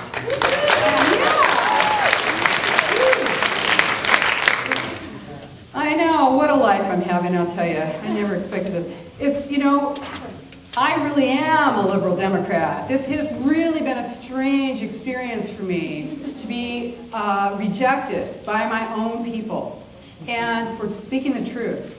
And you have to have some courage about this, or at least just to try not to care, because there's such an investment in this. It's almost like a cult. And you have to be compassionate for people who are really, really tied into it and who really believe in it. Because it takes some time. Sometimes people will fight, or they won't come immediately to the realization about this, the recognition. And you just have to, help them and be compassionate. It's a hard one. So let's see. Alabama passed Senate Bill 477. It was signed into law by their governor. And, oh, by the way, if you want to get all this info, we have a fabulous website. It's Democrats. I know you can type that. Democrats Against UNAgenda21.com. And our other site, which is fabulous as well, is postsustainabilityinstitute.org. And of course, you're getting my book.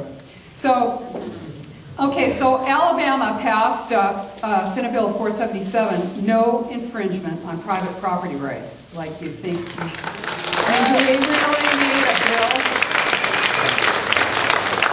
We really need a bill for that, oh God. Okay, but they also said Alabama cannot give or receive funds from ICLEI or to ICLEI. Or associated NGOs. And of course, you know that the Republican National Committee and the Republican platform reject Agenda 21.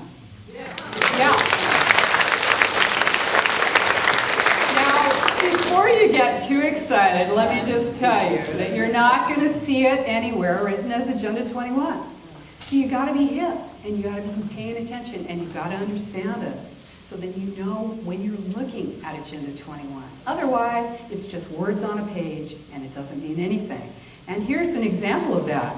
Because in Alabama, Baldwin County, Alabama, this actually should have been dumped the second it showed up on the commissioner's desk. But the county commissioners rejected their comprehensive plan, Horizon 2025.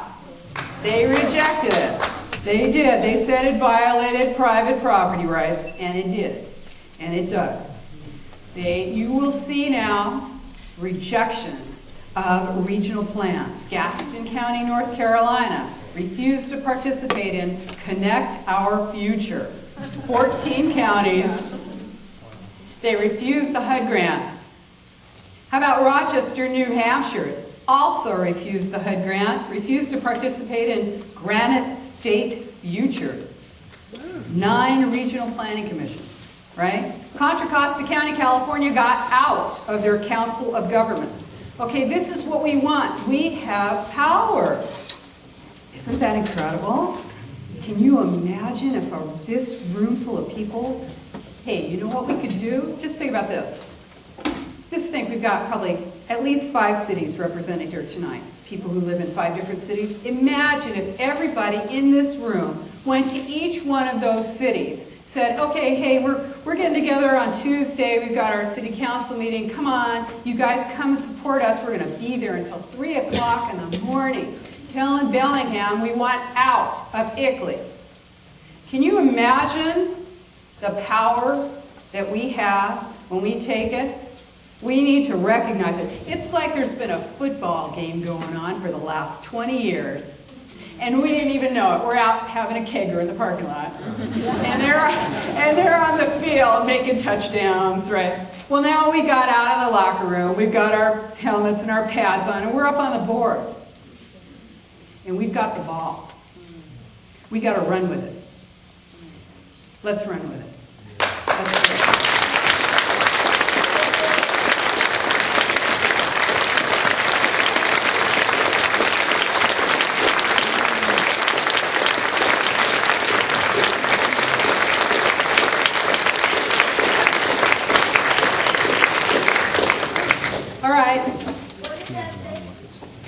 It says, it's a bumper sticker. It says, Stop UN Agenda 21, Democrats against UN Agenda 21. This is for all your friends who think that it's only a right-wing thing, because it ain't.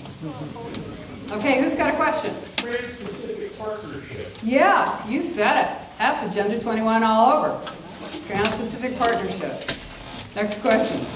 There are some of us that don't mind being laughed at in public hearings. Good. But is there a resource that will give us some easily findable talking points that coalesce all of this information that is really kind of mind-blowing? Isn't it? Yes, I agree. Yeah. By the way, the thing that terrorizes the people in power the most is that the left and right would come together. If blue and red becomes purple, that's terrifying. So I'm just a little river of purple here. So yes, on our website, Democrats Against UN Agenda 21.com, right up there at the top on the left, it says something like, what is Agenda 21 and why should I care? There's a little thing that pops out next to it and it says, help, I'm going to a city council meeting. So you can look at that, and that's pretty helpful. Yeah? Two things. Two things. I know you're aware of them. Okay. We had a recent visioning session with all the cities, National Economic Council. Can everybody hear? No. Want to stand up and get up, stand up. Come on, Greg. Yeah, Greg. Come on. If you don't know, we just had this visioning process going through Bellingham, Blaine, Ferndale, all over the counties. And if you didn't go, I suggest you go on the internet and comment. But it's exactly as Rosa says. You go in and you write down your comments and what you think their state. They've got 14 vision statements that you write down what you think is good and bad about them. I'm sure none of my comments will get in a piece of paper. That's right. The other thing is, I know you're aware of this too, is our Region Van. They're trying to move almost 8,000 acres of land. So if you start to see the picture, you're understanding what's going on right here. Yeah, that's right. We're talking about transfer of property, loss of property rights. Go ahead, and then I will move to another segment of the room. Here's a film. You can get this on YouTube. It's called Why in the World Are They Spraying? Mm-hmm. It's about so-called geoengineering or chemtrails. I gave a talk about this at the Bellingham Downtown Food Co-op, and the education and outreach director didn't want me to do another one. I went over his head to the head honcho at the co-op. So I'd like to have a chemtrail awareness day here in Bellingham that we can dovetail with a discussion of UN Agenda 21, because it's all part of the same thing. It's all about population control. I urge everyone in this room to Google this film on YouTube. It's called Why in the World Are They Spraying? There's another film called What in the World Are They Spraying?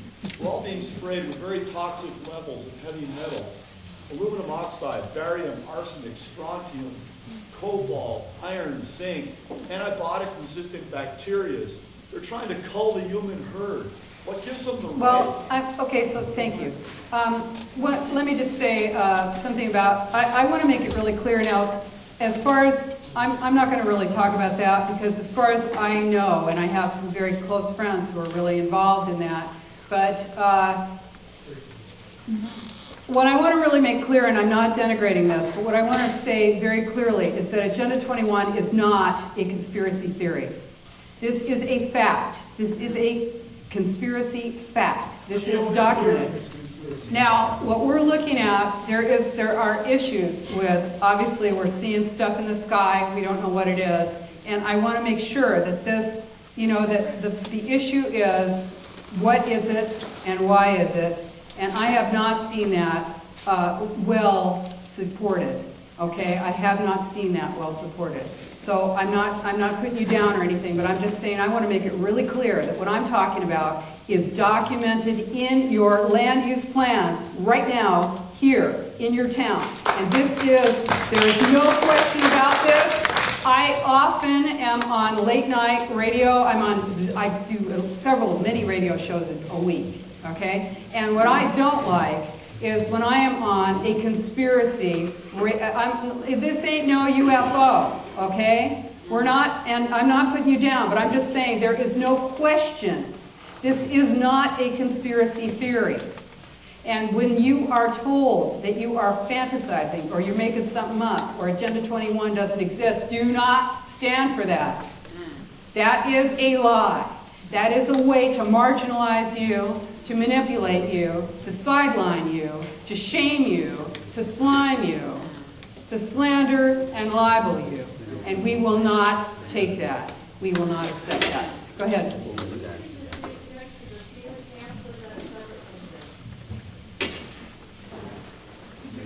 Well, she asked if this is connected to the FEMA camp. That's also something that I'm not going to be talking about. I'm going to take your question. I'll come back. Go ahead. Down in Skagit County, we had Vision 2060. It's still in the process. I stood up and I said, whose vision is this? There you go. Answered me. I says, why 2060? Why not 2040? Why not 2050? Sounds very arbitrary to me. In fact, I said, it sounds like Agenda 21. There you go. So they were putting all these little dots all over the paper around the room and so forth. He blitzed it all up. They had a speaker from LeConner who was emceeing it, and he was a very, very good orator. He's a handsome guy. Looks like he's Italian, I guess. But anyway, so I was at the end, the comments that I had made, because I stood out like a sore thumb, I was called conspiratist. There you go. Yeah. And this is going on all the time, and our county mayors and so forth are invited to all of this. Some of them, there are 2 or 3 that are not buying into this, but they're not being very vocal against it either. And our pastors, I know for a fact, are sitting on their hands. And I don't know if you folks know it or not, but you can preach from the pulpit, and you can voice your opinions politically. The IRS doesn't like it, but constitutionally you can win that case. Mm-hmm. Okay. I'm going to take someone back there. Go ahead. Is International Baccalaureate program? Yes. Is that part of it? Yes, it is. Yeah, that's education to be a global citizen. Yes, that's right. International Baccalaureate. And this is part of how the educational system is being twisted. Charter schools also, because you make schools into a business, and you have direct instruction. You're seeing that where it's like direct instruction means you and the computer. That means this is like training a person like a dog, right? You get the wrong answer, they put you back through the system, the whole little thing. You come back again until you get the right answer, right? This is what charter schools are is a way to break the public education system, and also to centralize education. And baccalaureate, the International Baccalaureate, is definitely part of this. I have a great link on my website. My good friend Charlotte Iserby, who wrote The Deliberate Dumbing Down of America. And yes, Charlotte, shout out to Charlotte. Charlotte is brilliant. She was a whistleblower in the Reagan administration, was in the Department of Education, and was fired for saying that, for actually blowing the whistle on the fact that the United States and the Soviet Union were bringing their educational systems into alliance with each other, actually making it so that they could be fully integrated. And she has incredible documentation. and just put on an educational seminar that I was part of last June. That's going to come out in a DVD. It will be fantastic. You definitely want to get that. The woman in the blue shirt had a question. That's you. Oh, the school, you mentioned, we're a federal republic, and there are these Constitutional. schools of constitutional republic. There's these schools of democracy that are popping up all over the country, including back east, where a couple of countries have now adopted their own new constitution, Yeah. where plants and animals have a person representing them. Are they tied into Agenda 21? You said it. Yeah, that's right. Yeah. I appreciate what's been recently put on here tonight. I'm got some encouragement because I kind of feel the same way, but I don't see anybody standing up and talking about what we do. And I like to help advocate that. I think if you want to filter to see what's going on, if it violates your personal property rights, it's out. Right. Yeah, that's right. Let me just mention, thank you, and let me just say, you may see something called property rights councils. You might see that getting pushed by some people, property rights councils. Don't go there. Property rights councils, what they are is another unelected board and commission that's going to be the interceder. They're like the priest class. They're going to come between you and your elected official, and they're going to tell you whether your rights are being violated, your private property rights are violated or not. This is like some sort of a new idea that people are trying to get going around the country. No, no, no. We don't want this. If the fact is, if your council or your county commissioners would create such a board, you don't need it because you could go directly to them. And there's no, like supposedly this is supposed to be staffed with people from the Cato Institute, and that doesn't thrill me either. And then, anyway, that concept is no good. We are the people. We are the people, and we need to take our power. Take the power. Go ahead. What's your opinion on a colonial or constitutional title? Well, I have seen that, a loyal title, and what I think, the reading that I've done on it is that it's not going to get you anywhere. I mean, there's parts of Nevada that still recognize it, and I think what you can do is you can, if you own your property free and clear, you can do it, but then it makes it difficult to transfer, apparently, and I don't know. I don't think that it's going to go if you think you're not going to pay your property taxes. I don't think that that's going to work, but. Right. Well, if you can find someone to draw it up for you, but I'm not seeing that it's, I'm seeing it as an idea, a thought around the country. I am. Go ahead. It's, so you go to some visioning meeting, you amplify it. Yeah. And they pop up again the next week somewhere else. Oh, yeah. So now you had to say that, didn't you? Is there a way to identify who the real movers and shakers are and pull them out into the light? You bet. And that is exactly one of the things that I say to do. You got to know your enemy, right? And expose collaborators. So this is what you're going to do. I mean, I do this. This is my life. This is what I do for 18 hours a day. Is just, it's very easy because everything's on the internet now, right? So, okay, so this is how you do it. Let's say you got Skagit 2060, right?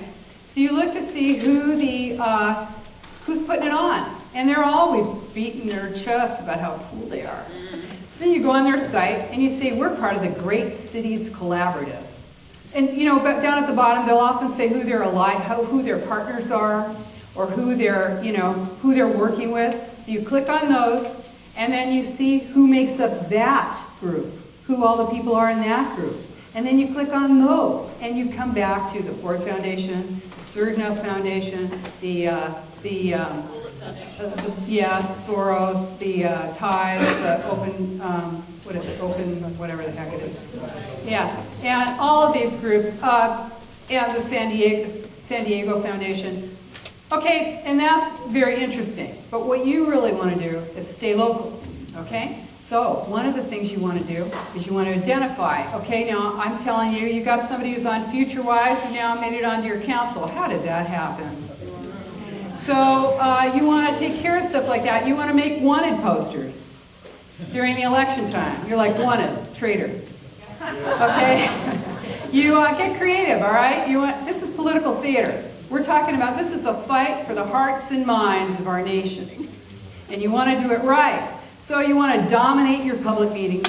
You want to expose individuals. If you have somebody who is making contracts or deals with ICLEI, you want to do what? A Freedom of Information Act, a public records request. You want to know who in the city made that agreement, because you know what? Let's just say you are, like we are, city council attendees every single city council for years and never heard them say that they joined ICLEI. It never came up. Why? So you want to get with your public records request who it was who made the agreement, you want the contract, and you want to know who it is in the city who is the point person, the liaison. And you want to expose that.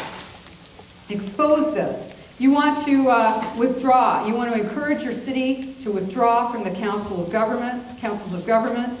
You want to link all of these together, so you're going to identify who these people are, and then you're going to flyer about it. Especially, here's one other thing you're going to do. You got that Puget Sound Regional Council, right? You find out who is sitting on the Puget Sound Regional Council, okay? They got all these different cities on there. You find out who it is from your city who's on there. Now you know that when that person gets, if that person comes off, they'll just put another person on the council on there. But you're not going to let that bother you, because you're going to find somebody. You're going to collaborate. You're going to find somebody on that regional council who's weak,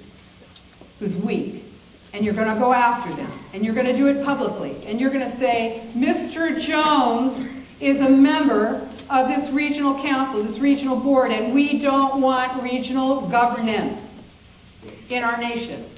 And we are going to make an example of Mr. Jones. We are going to do everything we can to make sure that Mr. Jones does not get reelected. And even if they are so sharp and they remove Mr. Jones from that board and go na-na-na-na-na, you're going to go, you know what? We're still going to take him out. Because we want to show you and show ourselves the kind of power that we have. We are going to punish.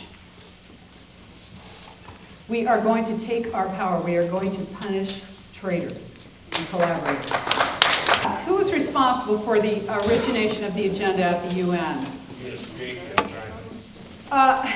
Of course, Maurice Strong, who was the Maurice Strong was the Secretary General of the World Commission on Environment and Development, and along with others, they developed this. And this, you have to go back to the limits of growth, right? The Club of Rome, which is a real thing. It's funny, they use these names. It's like Agenda 21, Catch 22, Area 51. You're like, ooh, it sounds crazy. I didn't make it up. They did, right? Sounds cool, huh?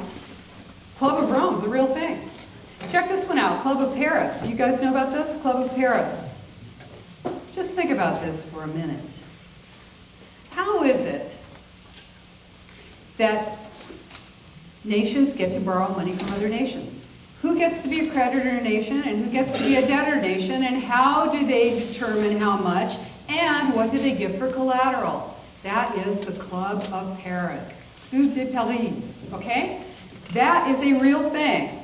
Now, debt swaps and debt for nature. When you put that little energy thing in there, debt for nature, how much debt do we have? Isn't it about 16 trillion bucks? QE3, that's a big shipwreck waiting to hit us. Can we get any deeper at that? Oh. So what do we have? We have what? We have what as collateral? Besides you. We have our land. We've got water, we've got oil and gas, we've got timber, we've got land. Well, doesn't that feed into getting you, hey, if you acquire a property, what do you want to do? You want to get rid of the tenants. You don't need them. Let's get them out of there. Okay? Let's get them into the big cities where we can surveil them, monitor them, and control them.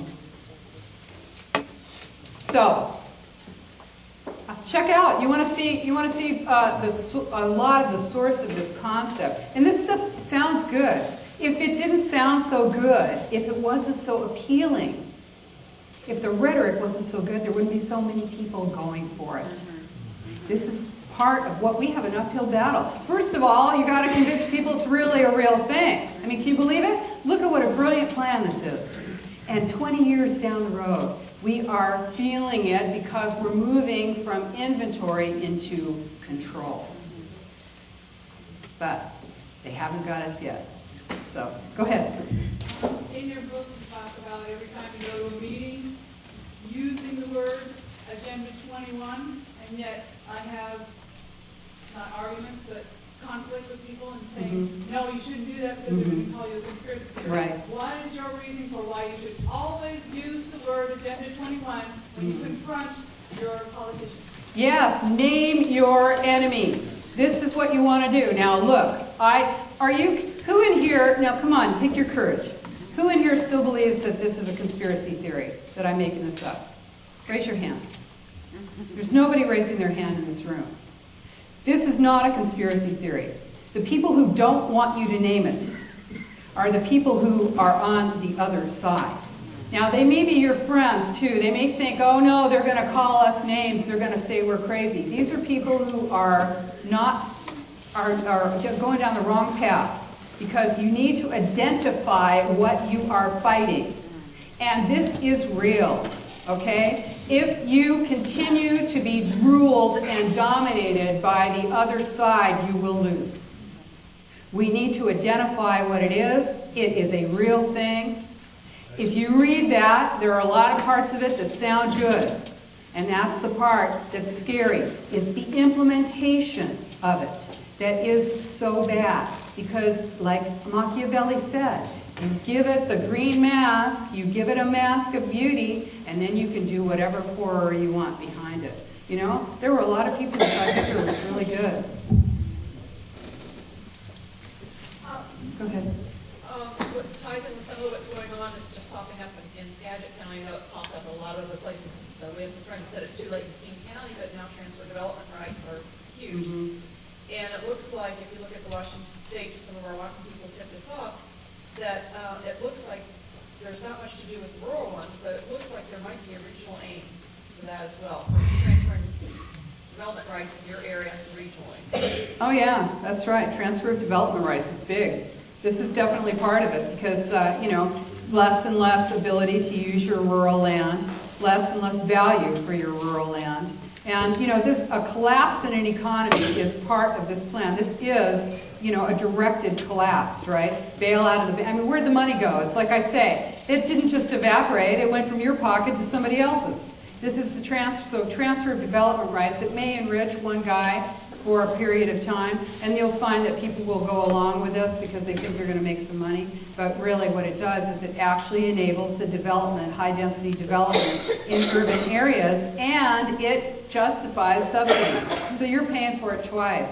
And you know, you already asked a question. You have a question. I'll ask you. What is Agenda 21 or some people were asking what is. And at the present time, the water and the milk tax is being adjudicated by an entity that's supported with federal dollars. Is that Agenda 21? The what? The water in the Nooksack River is being adjudicated. They're deciding. Well, I'm going to say yes. I mean, this is like, you know, it's like one of those game shows. I'll say yes because, I mean, it's almost like it's not what is Agenda 20. It's not what is, it's almost like let's see, what isn't Agenda 21? And it's just like nothing that isn't. ICLEI has a water campaign that they're rolling out right now in Southeast Asia. They've been rolling this out and what this is doing is controlling all water and actually charging you the true cost of water, because water is a common good. So, you know, what we're talking about is conserving and charging you more at the same time. And restricting. And not only that, but by the way, Siemens Corporation is in water. They're buying water. Carlyle Group, buying water. Nestle, buying water. Bechtel, buying water. They're looking to buy and control water and water rights. So I'm sorry I don't know about that, but my guess would be yes. Questions anymore? Yes? Oh, okay. No, you can see I veer to the left, you know.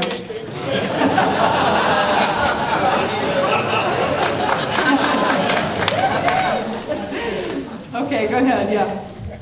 If they want to move everybody to the cities, how do the architects of this address the issue of growing food? Oh, I'm so glad you asked me that, because I was thinking you guys were, I love you, you haven't left. Thank you so much. I'm ready to stay here all night. You know, I mean, now you've decided you're going to get out of here, but thank you for asking that question. Have you heard of vertical farms? That's called growing food in a parking lot, in a parking structure. You know, the concept, first of all, growing food is not, is big business, and it's also not for the, not for every person, right? It takes a lot of hard work, water, good quality soil, good seed, and good conditions to grow food. But the idea is now that we don't need the land to grow food. In fact, I'll tell you, I have one of my uncles worked for many, many years for Monsanto. And for a long time, we didn't talk to each other because I had this conversation with him. I was a teenager. I said, Uncle Harold, hope he's not watching. I said, Uncle Harold, you know, what about water contamination, you know, and stuff? And he goes, we can make water in the lab. Don't worry about it. So, you know, here's the thing. The idea of, and that's a concern, right? The idea is that, you know, you don't need land. You don't need to be out on the land. You don't need to have people growing unless you have huge corporate farms. But you can have people in city centers growing in, essentially, I'm talking about urban, high-density, multi-story farms. Imagine the mold. You know, I mean, they haven't, thank you, they haven't yet been able to do this efficiently, and, you know, and there's all kinds of incredibly expensive designs and concepts for this. But the idea that they would want to do it, because the whole concept is that we are using up all of the land. This is the idea. I don't know if you've been around the country, this is a really big country, and it's an agricultural country. But you know what? When you live in the city and you're trying to get from 65th Avenue to 191st, your world is that urban place. And it's very hard for you to acknowledge or recognize if there's anything outside of the city limits, because everywhere you look, it's buildings, right? So another thing, let me just say this real quick. Transit-oriented developments ringed with food sheds. Have you heard about food sheds? This is in my book. Food sheds. I'm not making this up. Cornell University and food sheds. Check it out. What the idea is that, and this is the idea for go local, right? It sounds so cool. Go local. Oh, why do you want go local? Of course I want local milk. I want local. I do it. I buy local. Why not? But the idea is that you are not actually going to be able to get anything that's not local.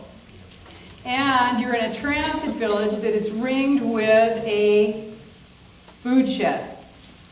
And that area, if you can't grow your food, they calculate how many people can live in the city by how many calories they can grow on that food shed. Now think about that, huh? I just love it. You know, it's like, what? Okay, let's just, now I'm speculating. Let's take this to science fiction, or speculative fiction, right? Let's just say all of us live in that village, and formerly known as a city, and it can only support as many people as are in this room. Well, if I want to have a baby, do I have to wait for you to die? So, or maybe they'll just say we need less calories. So, yeah, they are. Anyway, so that's, you know, so these are how they're dealing with the concept. But what we're looking at, remember, this is a corporatocracy. And so what we're looking at is a transfer of land out of private individual ownership and into, you know, like public-private partnership, corporatocracy, corporate ownership, totalitarian fascist ownership. And then if you're not part of the group, the in-group, you may not be getting anything to eat at all. Oh, I'm going to the right. I gotta stand up. 2 years ago, we went to the 2060 Vision Skagit County. I think some of you folks were there. And I never saw a crowd that was more depressed than the hemp-wearing folks that were in there that brought them in. Is because it was a regional planner from, it wasn't Rand, but it was another, do you remember the name of the company? Anyways, it was large. I mean, he plans infrastructure for airports and freeways. And he came out and basically told all these folks in Skagit County who were thinking he was going to come and tell them about how they could close the door and that they would be able to maintain their rural lifestyle and everything was going to be fine. He said, no, basically you're a bedroom community to Seattle, and this is just how it's going to be in your mega regional area. And it was so funny. At the end of the meeting, he stayed down to talk, and everybody just went out to, maybe smoke a bowl or something. They just all walked out. And nobody talked to him, so we went down and talked to him for a few minutes, and he goes, yeah, I can see this all over the country. These folks think they're just going to get one thing, but really it's going to be completely different. Love it. And he said that straight up. I mean, he wasn't trying to hide anything. Excellent. That's very unusual, to tell the truth. Very unusual. You do have a couple in this room that's actually in a property rights battle right now. That's right at the heated moment. I'm not going to say who they are, but they are actual true freedom fighters right here in the county. Right. Like the Sackets. Support them. Support them.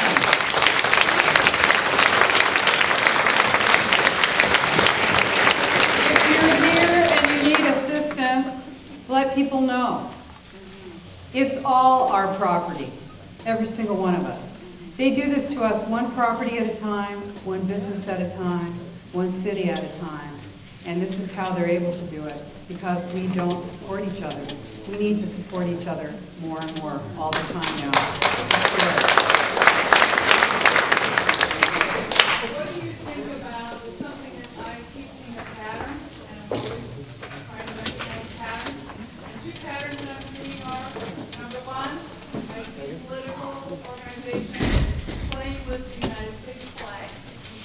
And they keep using it as part of their banner. And the other is the gender neutralization of all the language in all of our government and schools. Well, empowering major groups is part of this. And let me just say, I've been, identified myself as a feminist since, forever, right, since the 70s. And, but I will say that part of Agenda 21 is empowering the powerless. Children, women, minorities, and whatever. So part of this is by what's happening is that these groups, which is like the majority of people, but who are feeling powerless, are brought in and made to feel powerful and indoctrinated and propagandized. And then with that information, they are then used as tools and manipulated. And that's a really painful one, because when you get a little power, you want to hold on to it. And if somebody actually gave it to you, and then you're going to reject it because you don't want to be manipulated, that is very tough. We do really have to be, a real community and pull together and support people. I say there should be Nuremberg principles for planners. Because when you say that you're just going along to get along, you're just following orders, or if you don't do it, somebody else will. That's what they said. Didn't that just did not fly, right? I mean, that was what the Nuremberg trials were all about, right? And so we don't accept that in our nation. There is no excuse for that. So the planners have to be subject to Nuremberg principles as well. And we have to support those planners. If you stand up and you say, I am not going to enforce this rule because it violates property rights, and you're a planner, the community has to support you. You've got to be sure that you will be supporting those planners. You'll say, you know what? If you lose your job over this, we will be there with you. We will help you. We will support you. We will take care of you and your family. We are behind you because we're a real country dedicated to our individual rights. So, yeah. It's okay. Okay. Yes. How do I acquire the book, Agenda 21? What? How do I acquire the book? Oh, it's easy. You just pay $25 to the UN. UN.org, and or you just put in on your search browser UN Agenda 21, and it'll probably be the first thing. Actually, I have a link to it on my website. On it's Great Source Info on the side. You know, if you just click on that, then you go, and it is Great Source Info. Boy, you're going to have hours of fun there. Check it out. All the good stuff is there. It's all great documentation, and you can find out. You can buy yourself your own copy for $25. Go ahead. Oh, I'm sorry, I forgot. Wait, let me. I missed you. So up at the top there, and then you. Two things. Can we get the video? Is that going to be available? I don't know. I hope so. What are you going to do? The man behind the machine here speaks. I normally produce these videos for $20 and mail it to you, but I can talk to you about that later if that's okay with you. Okay, actually I was going to post it on YouTube. Yes, that too. But everybody's got to make a living. I don't know. I hope so. You know, let's get this information out. You know, this is the main thing. We want to get this information to as many people as possible. Yeah? To communicate, how do people that are trying to communicate to each other after you're gone? How do we communicate to each other? Well, you know, that's not my strong suit. I blow into town and blow right out. So there is a fabulous group of people. You have incredible people all across the nation. Guess what? You're not going to see this in the mainstream press, right? But you are part of a worldwide, grassroots, nonpartisan movement of millions of people, all over the world who are fighting this together. So yes, support, you know, get involved, connect with your people who are fighting this here, and stay local on it. Okay, somebody else had a question? Yeah. Septic systems. Washington County Health Department is currently inventory every septic field. Yeah. They want to put a tax of $20 per septic system on the next tax bill. And the council members need to hear about this. Yeah, you should. You know, what I'm seeing is for septic, a lot of times, okay, now look, septic is a way to get you off your land. Septic restrictions are a way to get you off your land. If you have septic already, don't leave without getting a book. No, this is something that I see all over the nation, where they're making it so that your septic, you'll have to have your septic checked, and if it's not totally functional, no matter where it is, that you may not even be able to put a mound system there. In other words, innovative systems. You know, you would think that people would be all cool and hip and down with that in your planning department. No, they are not. They are not permitting that. And so you end up losing your ability to use your property. So this is very important to know. Okay, is that, yes, go ahead. Yes, My question is, would it be worthwhile to see whether the eugenics movement was really a precursor to this? Oh, it certainly is. Oh, yeah, absolutely. The eugenics movement. You know, this is, I mean, really, if you're interested in, you know, in following, you know, if you have like an intellectual interest in all of this, it's, you know, it's quite solid. This came right out of Margaret Sanger, Julian Huxley, the eugenics movement, the Germans. This is, you know, Hitler. This is like, you know, this stuff didn't end. The movement is still going. You know, this is just a continuation. Go ahead. What I'm getting, an old movie that one of the big ones, especially from Chelsea, that Soylent Green. Soylent Green, I know, I love it, yeah. Soylent Green is people. Soylent Green is people, yeah. Great, well, thank you so much. Thank you very much.